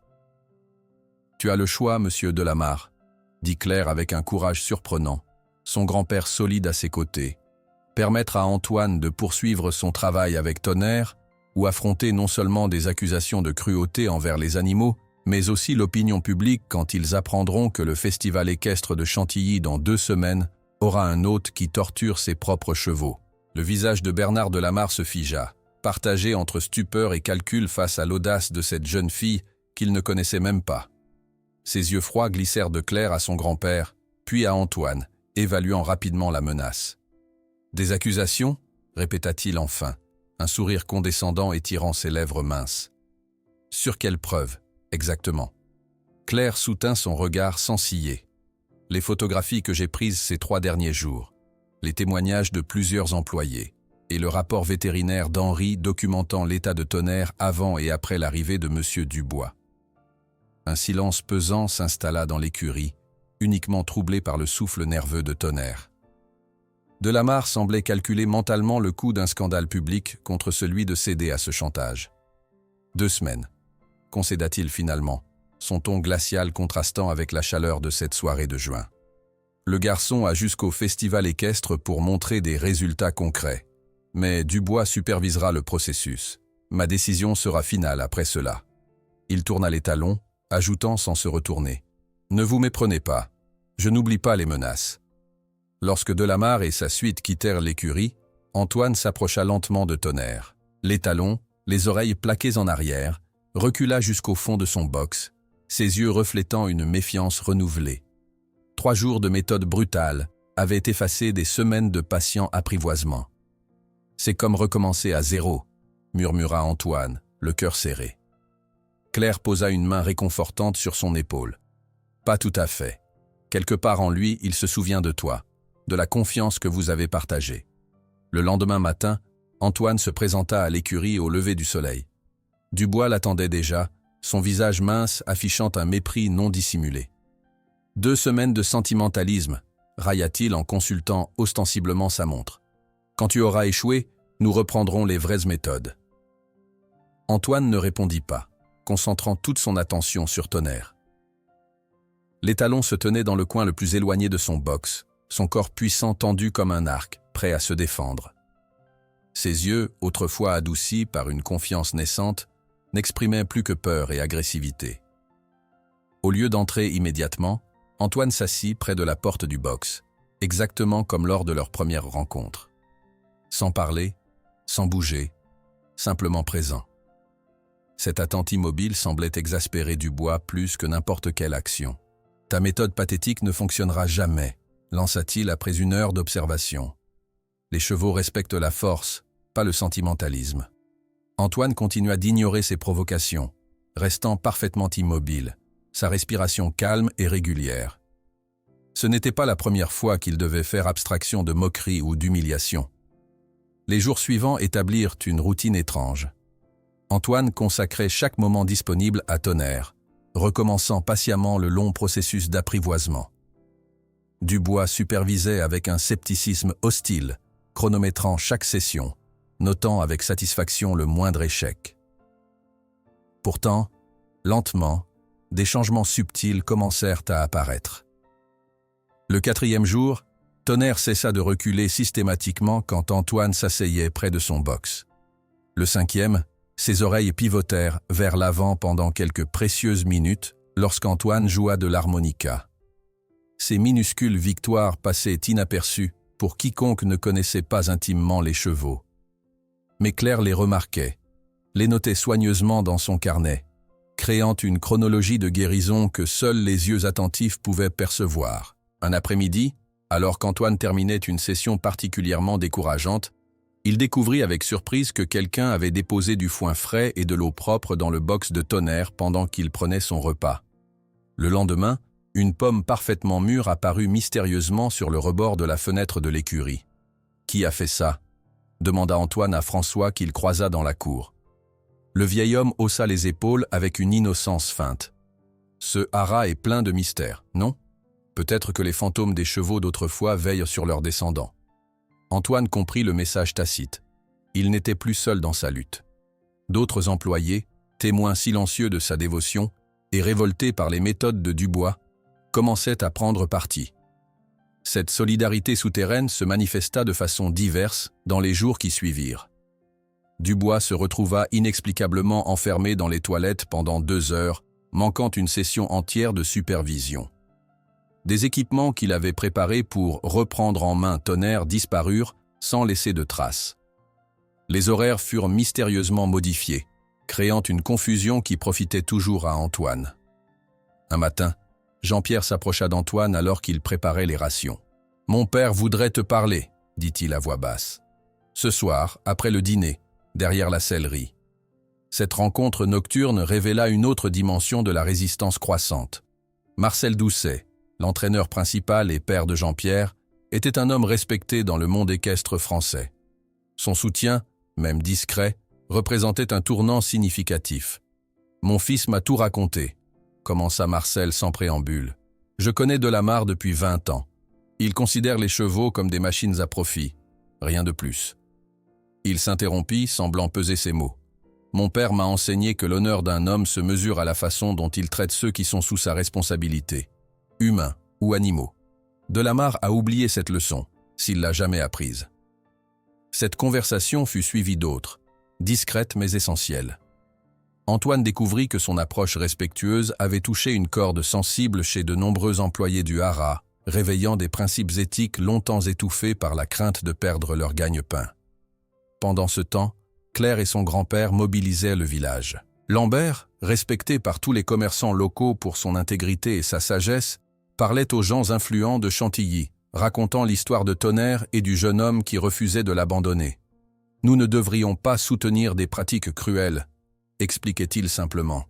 « Pas dans notre communauté. » Un tournant décisif survint lorsque Madame Bouvier, une élégante septuagénaire vivant dans un domaine voisin, se présenta au haras. Ancienne cavalière olympique, elle conservait une aura de dignité et d'autorité qui imposait le respect. « J'ai entendu parler du garçon qui parle aux chevaux traumatisés », annonça-t-elle à Moreau. « J'aimerais observer son travail. » Sa présence déstabilisa visiblement Dubois, qui connaissait manifestement sa réputation. Pendant qu'Antoine travaillait patiemment avec Tonnerre, jouant doucement de l'harmonica pour recréer leur connexion, Madame Bouvier observait en silence, ses yeux vifs ne manquant aucun détail. Pendant la résistance, confia-t-elle plus tard à Antoine et Claire, j'ai appris que les oppresseurs sous-estiment toujours les faibles lorsqu'ils s'unissent. Delamarre croit que son argent lui donne tous les droits. Montrons-lui qu'il se trompe. Son soutien apporta une nouvelle dimension à leur lutte. Madame Bouvier possédait des contacts dans la presse équestre et parmi les organisateurs du festival. Son influence subtile mais efficace commença à créer un intérêt pour l'affaire Tonnerre, bien au-delà des limites du haras.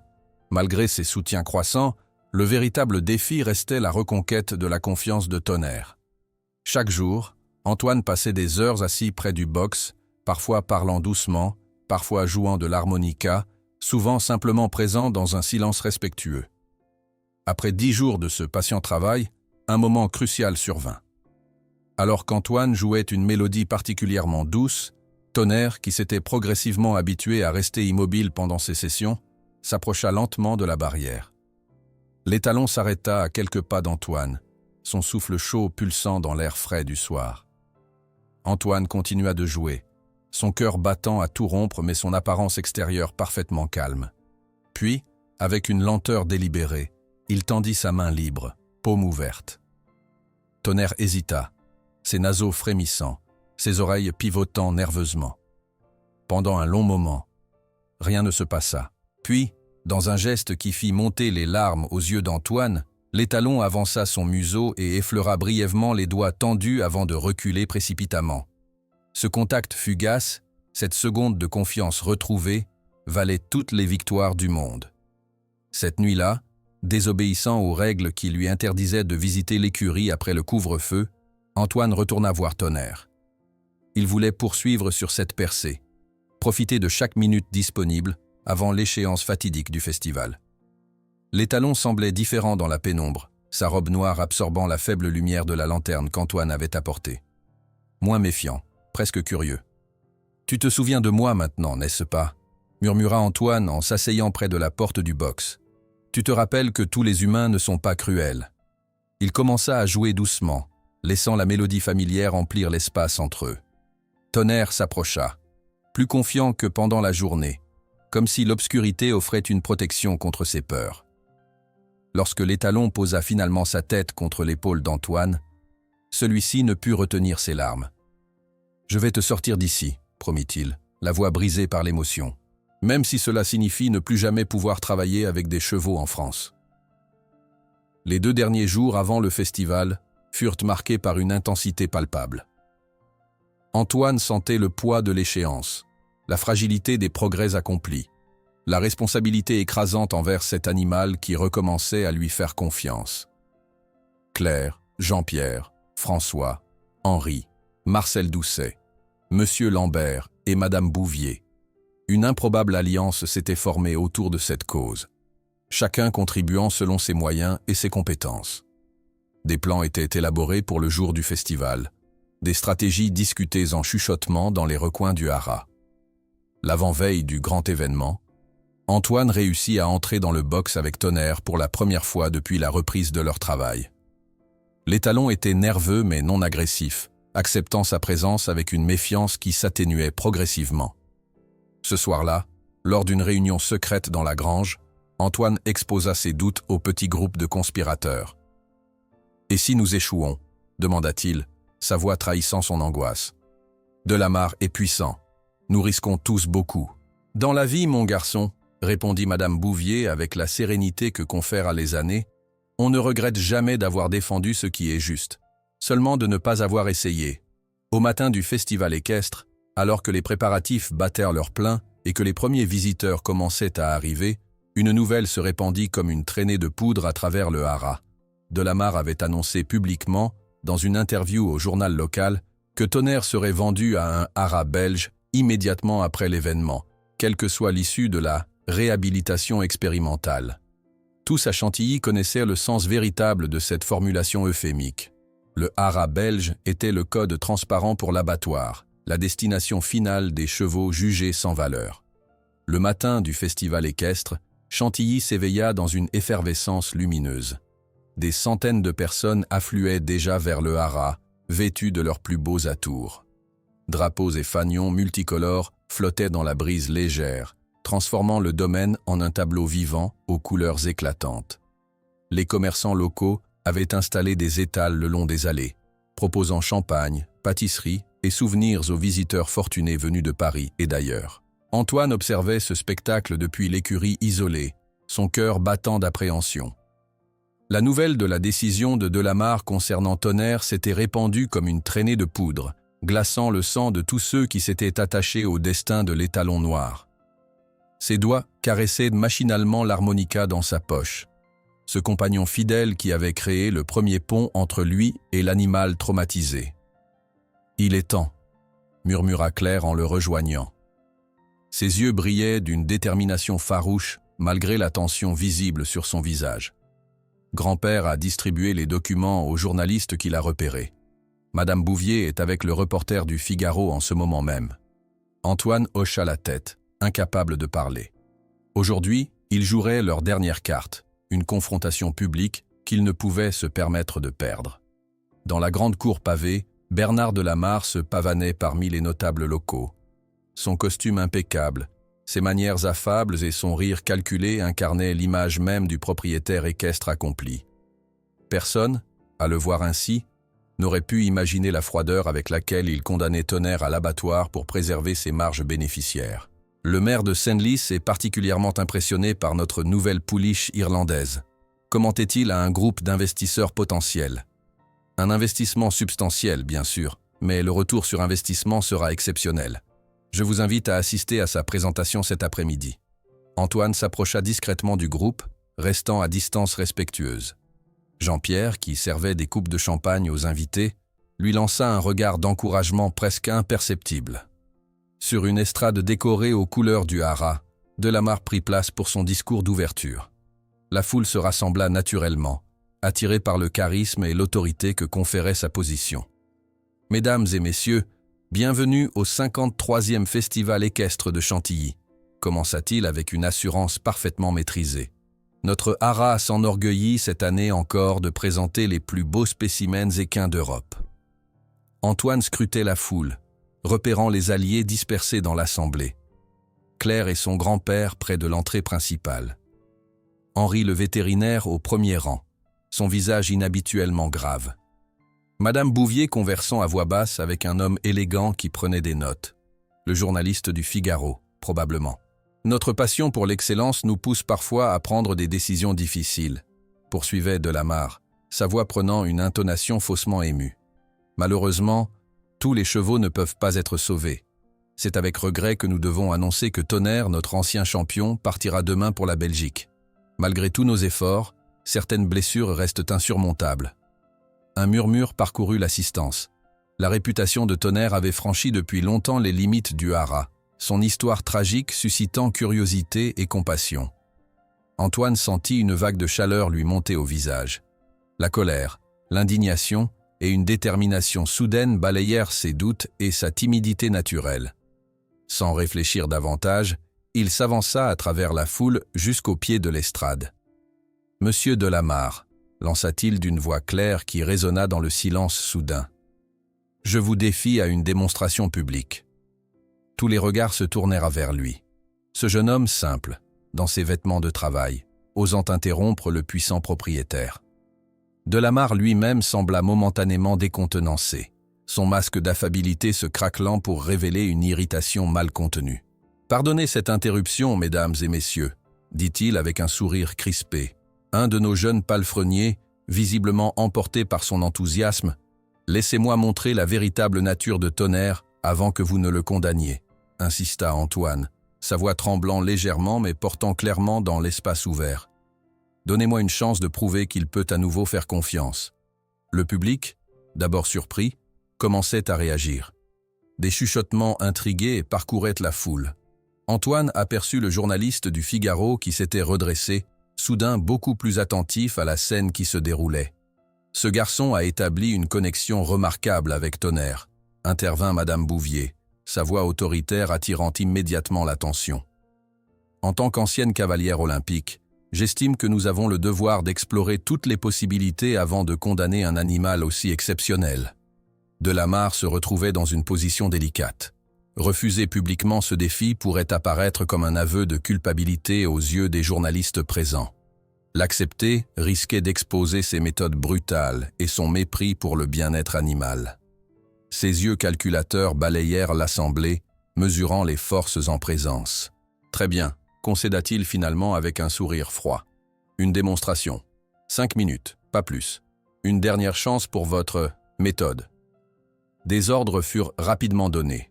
La foule se déplaça vers le grand enclos central où se déroulaient habituellement les présentations équestres. Tonnerre fut amené, encadré par 2 palefreniers nerveux qui peinaient à contenir sa nervosité. L'étalon noir présentait un spectacle à la fois magnifique et pitoyable. Sa robe d'ébène luisait au soleil. Sa musculature puissante témoignait de son potentiel extraordinaire, mais ses yeux roulaient de panique face à la foule et au bruit. Ses mouvements saccadés, ses oreilles plaquées en arrière, tout son corps exprimait une terreur profonde mêlée d'agressivité défensive. La foule recula instinctivement lorsque Tonnerre fut introduit dans l'enclos, sa réputation de cheval tueur manifestement connue de tous. Des murmures inquiets parcouraient l'assistance, tandis que Delamarre prenait place sur une estrade adjacente, un sourire satisfait aux lèvres. Il s'attendait visiblement à un échec humiliant qui justifierait sa décision aux yeux de tous. « 5 minutes », répéta-t-il en consultant ostensiblement sa montre. Antoine prit une profonde inspiration. Il sentait le poids des regards, le scepticisme, l'anticipation. Claire lui adressa un signe d'encouragement discret depuis le premier rang. Il franchit la barrière et entra dans l'enclos, désarmé, sans cravache, sans longe, sans aucun équipement de contrôle. Seulement lui et son harmonica. Tonnerre, déjà agité par le transport et la présence de la foule, se cabra immédiatement en apercevant cette nouvelle présence humaine. Ses hennissements de panique résonnèrent dans l'espace ouvert, provoquant des exclamations effrayées parmi les spectateurs. Antoine resta parfaitement immobile. Puis, à la surprise générale, il s'adressa directement à la foule, sa voix calme contrastant avec le chaos environnant. « Ce n'est pas moi qui l'ai guéri », déclara-t-il. « C'est lui qui m'a trouvé quand nous étions tous les deux perdus. » Sans attendre de réaction, il s'assit simplement au centre de l'enclos, dans une position qui le rendait incroyablement vulnérable face aux sabots puissants de l'étalon terrifié. Un silence stupéfait s'abattit sur l'assistance. Tonnerre continuait de tourner nerveusement, s'approchant parfois dangereusement d'Antoine, avant de s'éloigner brusquement, comme déchiré entre peur et curiosité. Sa respiration était rapide, sifflante, ses naseaux dilatés captant frénétiquement les odeurs environnantes. Antoine sortit lentement son harmonica et commença à jouer. Les premières notes tremblantes de la mélodie provençale s'élevèrent dans l'air immobile de cette matinée d'été. Cette musique simple, presque naïve, formait un contraste saisissant avec la tension dramatique de la scène.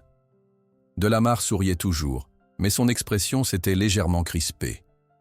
À ses côtés, Dubois observait la scène avec un mépris non dissimulé, murmurant quelque chose à l'oreille de son patron.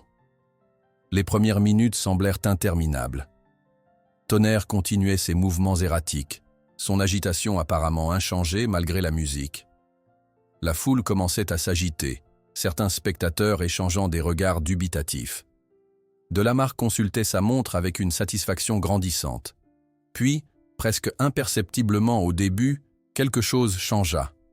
Le cercle que décrivait Tonnerre autour d'Antoine se resserra légèrement. Ses oreilles, jusqu'alors plaquées contre sa tête, pivotèrent progressivement vers l'avant, captant la mélodie. Sa respiration, encore rapide, semblait moins saccadée. Antoine continuait de jouer, ses yeux mi-clos, comme absorbés uniquement par la musique, accordant à l'animal l'espace psychologique nécessaire pour approcher de son propre gré. Lorsque Tonnerre s'arrêta finalement, à quelques mètres d'Antoine, un silence absolu tomba sur l'assemblée. L'étalon, la tête haute, observait le jeune homme avec une intensité presque palpable. Ce n'était plus la panique aveugle qui dirigeait ses mouvements, mais une curiosité prudente. Antoine termina doucement sa mélodie. Puis, avec une lenteur délibérée, il rangea son harmonica et tendit simplement la main, paume ouverte vers le ciel. Un geste d'invitation, non de domination. « C'est ton choix », murmura-t-il en provençal, si doucement que seuls les plus proches spectateurs purent l'entendre. Le temps sembla se suspendre. La foule retint collectivement son souffle, Delamarre perdit son sourire confiant, et le magnifique cheval noir fit face au moment décisif qui déterminerait le destin de deux êtres que tout semblait séparer, sauf une compréhension mutuelle de la souffrance. Le temps semblait suspendu dans l'enclos poussiéreux. Les spectateurs retenèrent leur souffle, figés dans une immobilité presque solennelle. Entre Antoine et Tonnerre s'étirait un espace chargé d'attente, de crainte et d'espoir. La main du jeune homme restait tendue, offerte, vulnérable. Tonnerre observait cette main avec une intensité troublante, ses naseaux frémissant légèrement, captant l'odeur familière d'Antoine. Ses oreilles, orientées vers l'avant, trahissait son intérêt malgré sa méfiance persistante. Un frisson parcourait occasionnellement son flanc luisant, témoignant du combat intérieur qui l'agitait. Soudain, l'étalon fit un pas en avant, puis un autre. Chaque mouvement semblait lui coûter un effort considérable, comme s'il luttait contre des années d'instinct et de souffrance. La foule retint collectivement son souffle. Le visage de Delamarre se crispa imperceptiblement. Lorsque Tonnerre ne fut plus qu'à quelques centimètres de la main d'Antoine, il s'immobilisa à nouveau. Son souffle chaud effleurait la paume du jeune homme. Leurs regards se croisèrent, l'œil sombre et profond du cheval plongeant dans les yeux verts d'Antoine. Ce qui se produisit ensuite arracha un murmure stupéfait à l'assistance. Avec une lenteur délibérée, Tonnerre fléchit ses antérieurs et s'abaissa progressivement jusqu'à poser ses genoux sur le sol sablonneux.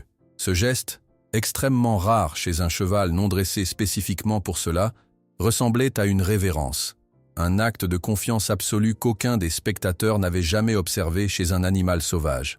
« Incroyable !» s'exclama quelqu'un dans la foule. « Jamais vu une chose pareille !» murmura un autre. « C'est un miracle !»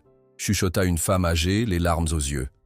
Antoine, profondément ému mais conscient de l'importance de maintenir son calme, se leva doucement. Avec des gestes d'une infinie précaution, il s'approcha de Tonnerre et posa sa main sur son encolure. L'étalon frémit légèrement mais ne se déroba pas. Dans un mouvement fluide qui semblait défier toute logique, Antoine se hissa sur le dos de l'animal. Sans selle, sans bride, sans aucun équipement de contrôle, uniquement lié à Tonnerre par la confiance fragile qu'ils avaient tissée ensemble. Tonnerre se redressa, portant maintenant Antoine sur son dos. Un silence absolu s'était abattu sur l'assemblée. Delamarre, le visage pâle, semblait statufié par la scène qui se déroulait sous ses yeux.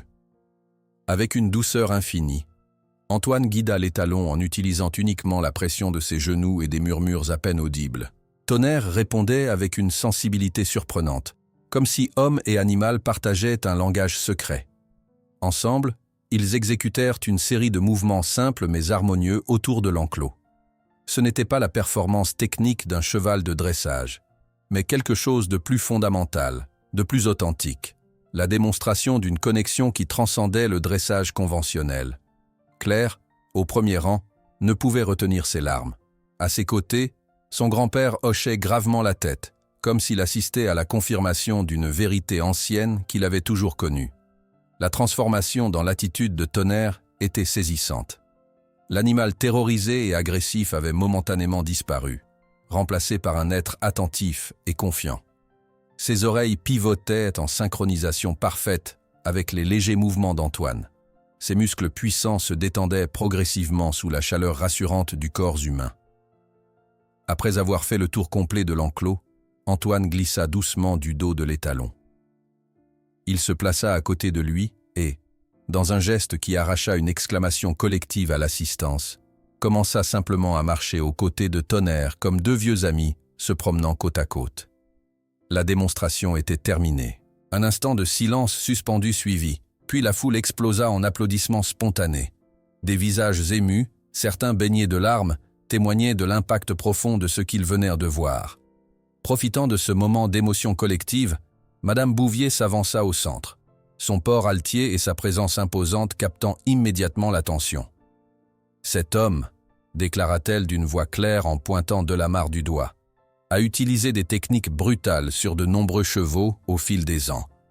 J'ai ici des témoignages d'anciens employés et des rapports vétérinaires qui documentent ces pratiques inacceptables. » Un murmure stupéfait parcourut l'assemblée. Delamarre, pris au dépourvu par cette attaque frontale, tenta de reprendre contenance. « Ces accusations sont ridicules, » commença-t-il, mais sa voix manquait d'assurance. Le grand-père de Claire s'avança à son tour, distribuant des documents aux journalistes qui s'étaient précipités vers lui. « J'ai ici des dépositions signées et des preuves photographiques, » annonça-t-il. Des années de cruauté systématique dissimulées derrière une façade respectable. Le journaliste du Figaro, qui avait tout observé avec une attention professionnelle, s'approcha d'Antoine. Ses yeux reflétaient une émotion inhabituelle pour un homme de presse aguerri. « Le peuple français doit savoir que nos animaux méritent dignité, pas brutalité, » déclara-t-il avec conviction.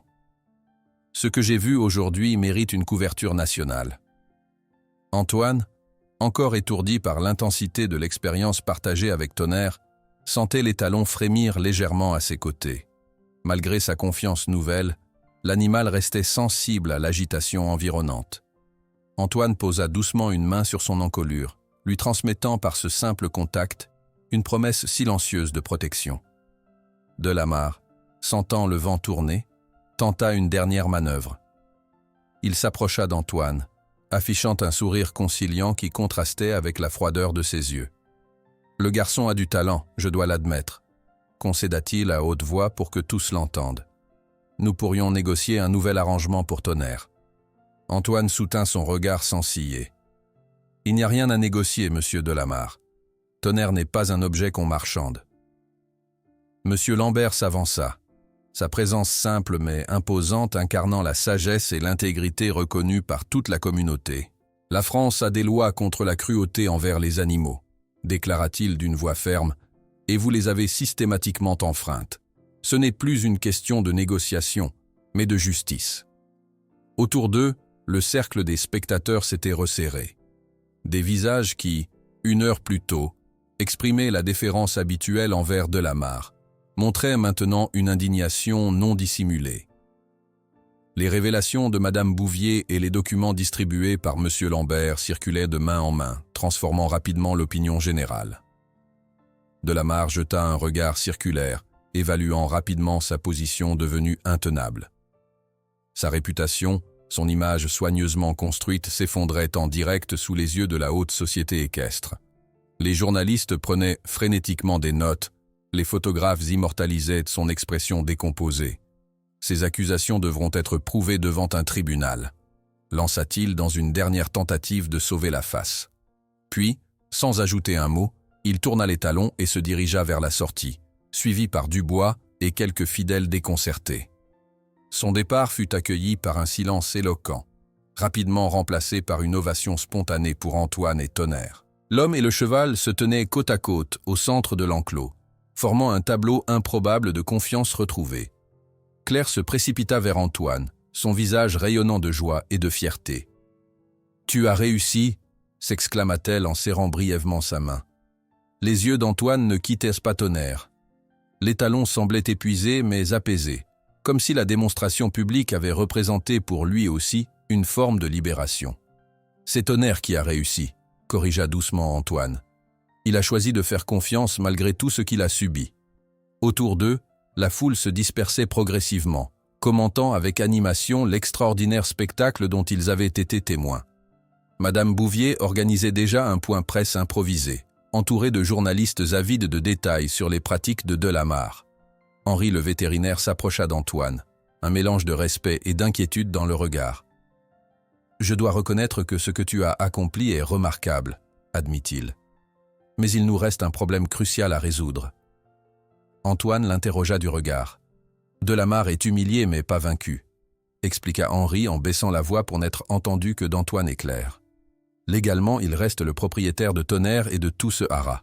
Tandis que la foule célébrait, Henri attira Antoine discrètement dans un coin, son visage grave. « Tu as gagné aujourd'hui, mais Delamarre est un homme vindicatif et puissant. Il est toujours le propriétaire légal de Tonnerre et de tout ce haras. Nous avons besoin d'un plan pour protéger ce que nous avons conquis avant qu'il ne contre-attaque. » Les mots d'Henri résonnaient encore dans l'esprit d'Antoine, tandis que les célébrations du festival équestre se poursuivaient autour d'eux. Le triomphe public avec Tonnerre, aussi éclatant fut-il, n'avait pas résolu le problème fondamental. Delamarre possédait toujours légalement l'animal et l'ensemble du haras. « Il reviendra », murmura Antoine en caressant l'encolure de Tonnerre, maintenant ramené à son box pour se reposer après l'intense démonstration. Et sa vengeance sera terrible. Les jours qui suivirent confirmèrent ses craintes. Le matin du 3e jour après le festival, un article occupait la première page du Figaro. Le miracle de Chantilly, quand la patience triomphe de la brutalité. Le journaliste avait magnifiquement relaté l'histoire d'Antoine et Tonnerre, accompagné de photographies saisissantes de leur démonstration. L'article mentionnait également, avec une prudence journalistique mesurée, les accusations portées contre les méthodes de Delamarre. « C'est extraordinaire », s'enthousiasma Claire en déposant le journal sur une botte de foin. Tout Paris en parle maintenant. Antoine sourit faiblement. La couverture médiatique était une victoire, certes, mais il connaissait suffisamment la vie pour savoir que l'attention publique était éphémère, tandis que le pouvoir de l'argent persistait. Cette même après-midi, ses appréhensions se concrétisèrent. Moreau réunit tous les employés du Haras dans la cour principale, son visage inhabituellement grave. « J'ai reçu ceci ce matin », annonça-t-il en brandissant une pile de lettres. Des notifications de licenciement pour tous ceux soupçonnés d'avoir participé à l'incident du festival. Un murmure d'indignation parcourut l'assemblée. Jean-Pierre s'avança, les traits tendus par la colère. « Mon père et moi sommes également sur la liste ?» demanda-t-il, bien que connaissant déjà la réponse. Moreau acquiesça sombrement. « Tous, moi y compris. » Henri, qui venait d'arriver du village, fendit la foule des employés consternés. « Ce n'est pas tout », ajouta-t-il, le souffle court d'avoir couru. « J'ai intercepté un message au transporteur. Delamarre a programmé le transfert de Tonnerre vers la Belgique pour après-demain à l'aube. La décision est maintenue, par pure vengeance cette fois. » Antoine sentit son sang se glacer dans ses veines. Tout ce qu'ils avaient accompli, tout ce que Tonnerre avait surmonté, réduit à néant par l'orgueil blessé d'un homme puissant. « Nous ne pouvons pas le laisser faire », murmura-t-il, la gorge serrée par l'émotion. Cette soirée-là, une réunion d'urgence se tint dans la grange principale. Presque tous les employés du Haras s'y étaient rassemblés, unis dans leur opposition à Delamarre malgré la menace pesant sur leurs emplois. « Nous pourrions bloquer physiquement l'accès au Haras », suggéra un jeune palefrenier. « Et affronter la police que Delamarre ne manquera pas d'appeler ?»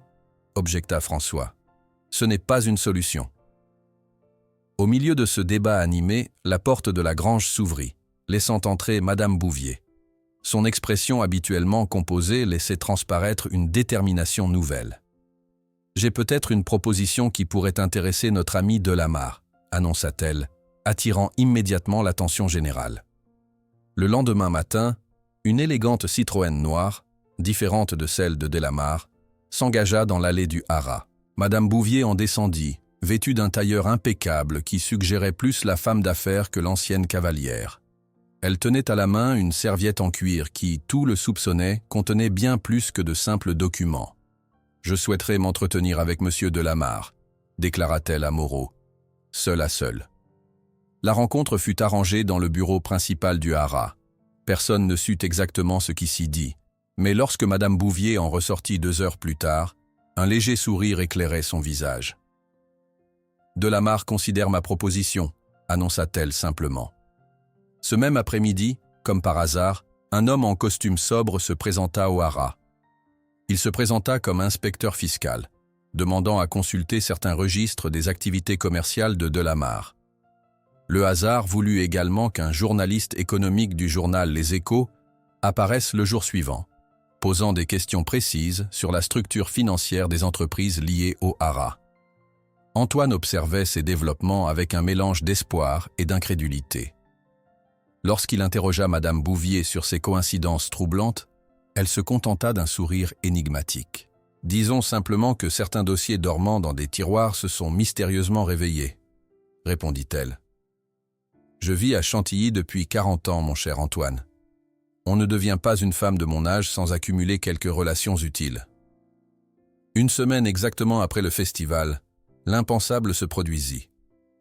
Bernard Delamarre lui-même arriva au Haras, non dans sa Mercedes habituelle, mais dans une voiture plus modeste, conduite par un chauffeur. Son visage, habituellement impassible, portait les marques d'une défaite qu'il s'efforçait de dissimuler. Une réunion fut convoquée dans la même grange qui avait abrité leur conspiration. Delamarre se tenait face à Madame Bouvier, Henri, Moreau et Antoine, tandis que le reste du personnel observait depuis le fond de la salle. « Votre empire s'effondre, Bernard », déclara Madame Bouvier sans préambule, tendant un chèque substantiel. « Acceptez cette offre pendant que vous le pouvez encore. » Delamarre considéra le montant, son visage trahissant un conflit intérieur intense. « Vous ne comprendriez pas, » dit-il finalement, une amertume évidente dans sa voix. « Les affaires sont les affaires. Le sentimentalisme ne paie pas les factures. » « Non, » répondit calmement Madame Bouvier. Mais la fraude fiscale et les infractions au règlement du travail peuvent certainement les augmenter considérablement. Après un long silence, Delamarre saisit le chèque et apposa sa signature sur les documents préparés par le notaire présent. Sans un mot de plus, il quitta le haras pour la dernière fois, emportant avec lui son arrogance brisée et laissant derrière lui un héritage de cruauté que tous étaient déterminés à effacer. Ce soir-là, alors que le soleil couchant baignait les écuries d'une lumière dorée, les employés se rassemblèrent spontanément dans la cour principale. L'atmosphère était étrange, un mélange de soulagement, d'incrédulité et d'anticipation nerveuse face à un avenir soudainement incertain. « Qu'adviendra-t-il du haras maintenant ?» demanda Jean-Pierre, exprimant la question qui préoccupait chacun. C'est alors que Madame Bouvier révéla la dernière partie de son plan. « Un centre de rééducation pour chevaux traumatisés », annonça-t-elle, ses yeux brillant d'une vision claire. « Et toi, Antoine, tu seras parfait pour le diriger. » Antoine la dévisagea, stupéfait. « Moi ? Mais je ne suis pas qualifié. Je comprends seulement leur douleur. Je n'ai aucune formation professionnelle. C'est précisément pour cela que tu es l'homme de la situation, » intervint Henri. « La technique s'apprend. L'empathie, elle, ne s'enseigne pas. » Claire, qui se tenait à l'écart, s'approcha d'Antoine. « Tu dois accepter, » insista-t-elle doucement. « Combien de chevaux comme Tonnerre seront sacrifiés sans quelqu'un comme toi pour les comprendre ?» Antoine hésitait encore, écrasé par le poids de cette responsabilité inattendue. Comment lui, un orphelin sans éducation formelle, pourrait-il diriger un établissement entier? Ce fut M. Lambert qui, avec sa sagesse tranquille, formula ce que tous ressentaient. « Parfois, mon garçon, notre destin nous trouve avant même que nous soyons prêts à le reconnaître. » Dans les jours qui suivirent, les détails juridiques et financiers de la transition furent réglés. Madame Bouvier se révéla être l'investisseur principal d'un consortium incluant plusieurs employés de longue date du haras. La propriété fut officiellement transférée et les plans de transformation commencèrent à prendre forme. Antoine, toujours réticent mais de plus en plus convaincu par l'enthousiasme général, passait de longues heures avec Tonnerre, lui racontant les changements à venir comme si l'étalon pouvait comprendre chaque mot. « Ce sera différent maintenant », murmurait-il en brossant délicatement sa robe d'ébène. « Plus jamais tu ne seras traité comme une machine à gagner de l'argent. » Tonnerre, dont le rétablissement se poursuivait jour après jour, semblait plus détendu, plus présent. Ses yeux, autrefois constamment voilés par la peur, s'éclaircissaient progressivement, reflétant une curiosité nouvelle pour le monde qui l'entourait. Un matin particulièrement lumineux, alors que l'automne commençait à teinter les feuilles des peupliers qui bordèrent le haras, Antoine prit finalement sa décision. « J'accepte », annonça-t-il à Madame Bouvier qui supervisait les rénovations de l'ancienne sellerie. « Mais à une condition. » Elle l'interrogea du regard. « Tonnerre ne sera jamais forcé de courir à nouveau ou de se reproduire contre sa volonté », déclara Antoine avec une fermeté qui surprit même ses proches amis. « Il a déjà payé assez cher pour l'avidité humaine. » Madame Bouvier sourit, visiblement touchée par cette condition qui confirmait qu'elle avait choisi la bonne personne. « C'est entendu », acquiesça-t-elle simplement. Dans les mois qui suivirent, le haras subit une transformation remarquable. Les boxes furent réaménagées pour offrir plus d'espace et de lumière. Des paddocks supplémentaires furent construits, permettant aux chevaux de passer plus de temps en liberté. Une petite clinique vétérinaire spécialisée fut installée sous la direction d'Henri. Le premier cheval traumatisé, à part Tonnerre, arriva en novembre. Une jument baie maltraitée, sauvée d'un cirque itinérant. Antoine appliqua avec elle les mêmes principes de patience et de respect qui avaient fonctionné avec Tonnerre. 2 semaines plus tard, elle acceptait d'être approchée sans paniquer. « Tu as un don véritable », observa Claire, qui venait d'être acceptée en faculté de psychologie animale et partageait son temps entre ses études et le haras. Ce que tu fais instinctivement, les scientifiques commencent à peine à le théoriser. Antoine sourit modestement. Il ne se considérait pas comme spécial, simplement comme quelqu'un qui avait appris par sa propre expérience de la solitude et de l'abandon à reconnaître et respecter la souffrance des autres êtres. 1 an après le festival équestre, Tandis qu'Antoine accompagnait Tonnerre dans un paisible galop à travers les champs entourant le désormais renommé Centre équestre Harmonie, une lettre officielle du ministère de l'Agriculture arriva entre ses mains.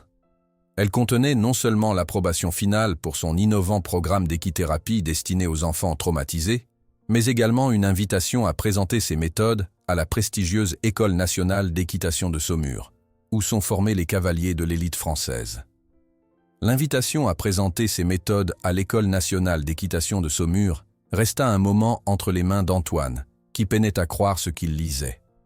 Un an plus tôt, il n'était qu'un orphelin sans avenir, doté uniquement d'une affinité inexplicable avec les animaux souffrants. Aujourd'hui, le ministère lui-même reconnaissait la valeur de son approche. Le soleil printanier baignait le centre équestre Harmonie d'une lumière dorée, si différente de l'atmosphère oppressante qui régnait à son arrivée. La nouvelle plaque à l'entrée brillait fièrement. Centre équestre Harmonie, pour la guérison mutuelle des humains et des chevaux. Ce simple morceau de métal symbolisait tout ce qu'ils avaient accompli. Antoine replia soigneusement la lettre et la glissa dans sa poche. Il aurait le temps plus tard de réfléchir à cette invitation. Pour l'instant, ses responsabilités l'attendaient. Dans la grande prairie qui s'étendait derrière les écuries rénovées, Tonnerre galopait librement avec 2 autres chevaux rescapés. Sa robe noire luisait sous le soleil, ses mouvements affichaient une grâce retrouvée. Rien dans son allure actuelle ne trahissait les traumatismes qu'il avait endurés. Seuls ses yeux, lorsqu'on y regardait attentivement, conservaient cette profondeur particulière des êtres qui ont traversé l'enfer et en sont revenus. « Il est magnifique », murmura Claire en rejoignant Antoine près de la clôture. Ses études de psychologie animale l'avaient amené à documenter méticuleusement les méthodes développées au centre. « Je n'arrive toujours pas à croire que c'est le même cheval. » Antoine sourit doucement. Et pourtant, c'est bien lui, avec toutes ses cicatrices, visibles et invisibles.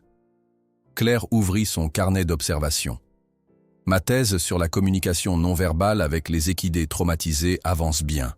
Mon professeur est particulièrement intéressé par ton approche de l'espace personnel des chevaux. Je ne fais rien d'extraordinaire, répondit Antoine, toujours aussi modeste malgré la reconnaissance croissante de son travail. J'écoute simplement ce qu'ils ne peuvent pas dire avec des mots. Un groupe de nouveaux soigneurs traversait la cour principale, attentif aux instructions d'Antoine.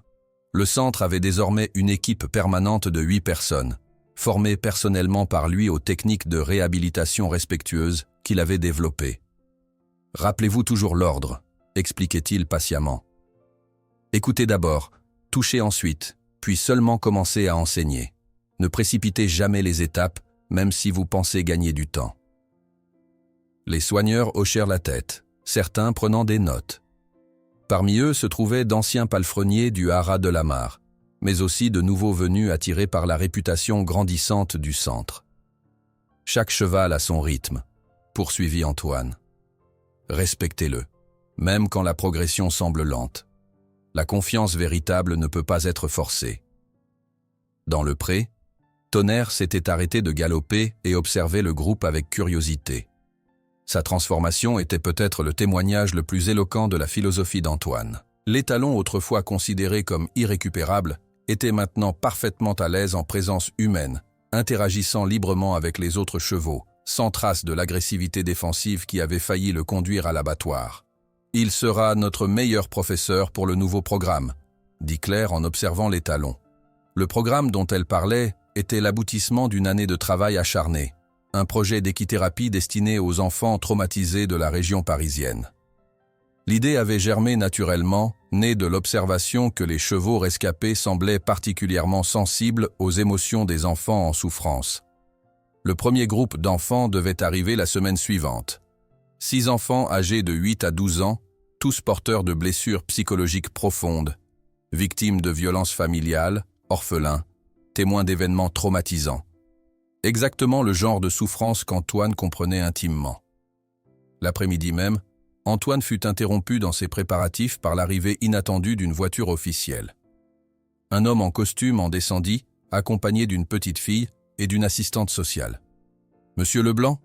demanda l'homme. « Je suis le docteur Mercier, psychologue à l'hôpital Sainte-Anne. Nous avions rendez-vous la semaine prochaine pour Sophie, mais les circonstances nous ont obligés à venir plus tôt. » Antoine s'approcha, intrigué. La fillette, âgée d'environ 9 ans, se tenait légèrement en retrait, les yeux fixés au sol. Ses cheveux bruns encadraient un visage pâle d'une immobilité troublante. Sophie a été témoin d'une violente dispute domestique il y a 4 mois, expliqua le médecin à voix basse. Elle n'a pas prononcé un seul mot depuis. Nous avons essayé diverses thérapies sans succès. Antoine s'accroupit lentement pour se mettre au niveau de l'enfant, sans tenter de la toucher ni de forcer un contact visuel. « Bonjour Sophie », dit-il simplement. « Je m'appelle Antoine. Tu n'es pas obligé de parler. Ici, parfois, le silence dit plus que les mots. » La fillette ne réagit pas, mais Antoine perçut un infime relâchement dans sa posture rigide. Il se redressa et fit signe au groupe de le suivre. « Nous avons un pensionnaire spécial qui pourrait intéresser Sophie, » dit-il, en les guidant vers le pré où Tonnerre se reposait maintenant à l'ombre d'un chêne. L'étalon noir releva la tête à leur approche, ses oreilles pivotant avec curiosité. Antoine ouvrit lentement la barrière et entra seul dans l'enclos, laissant Sophie et les adultes observer depuis l'extérieur.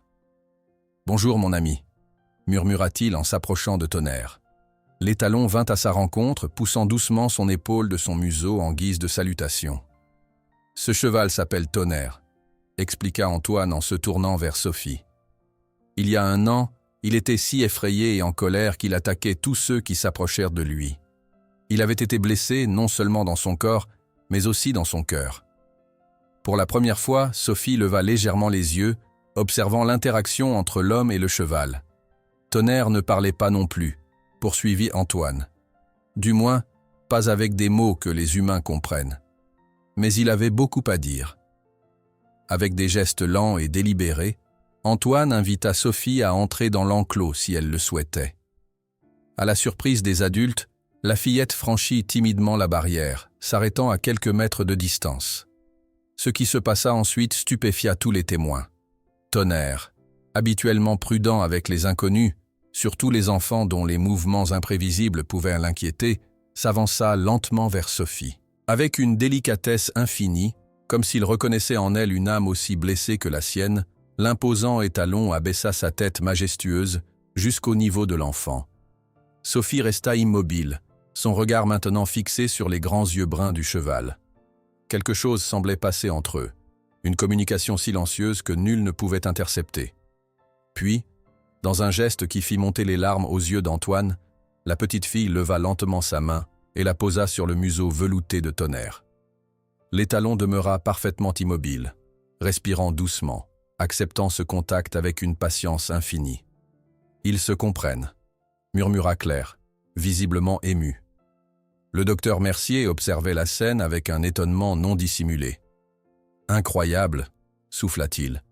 Elle n'a permis à personne de l'approcher ainsi depuis l'incident. Après plusieurs minutes de cette communion silencieuse, Sophie fit quelque chose qui bouleversa tous les présents. Elle s'approcha davantage de Tonnerre et, se dressant sur la pointe des pieds, murmura quelque chose à l'oreille du cheval. L'assistante sociale porta une main à sa bouche. « Elle parle », chuchota-t-elle, incrédule. Antoine fit signe à tous de rester silencieux, de ne pas rompre ce moment précieux par des exclamations ou des questions. Ce qui se disait entre Sophie et Tonnerre leur appartenait, un échange privé entre 2 êtres que la vie avait blessés, et qui, peut-être, trouvaient dans leur rencontre un début de guérison. Plus tard ce jour-là, après le départ de Sophie et de ses accompagnateurs, qui avaient promis de revenir dès le lendemain, un journaliste du Figaro arriva au centre.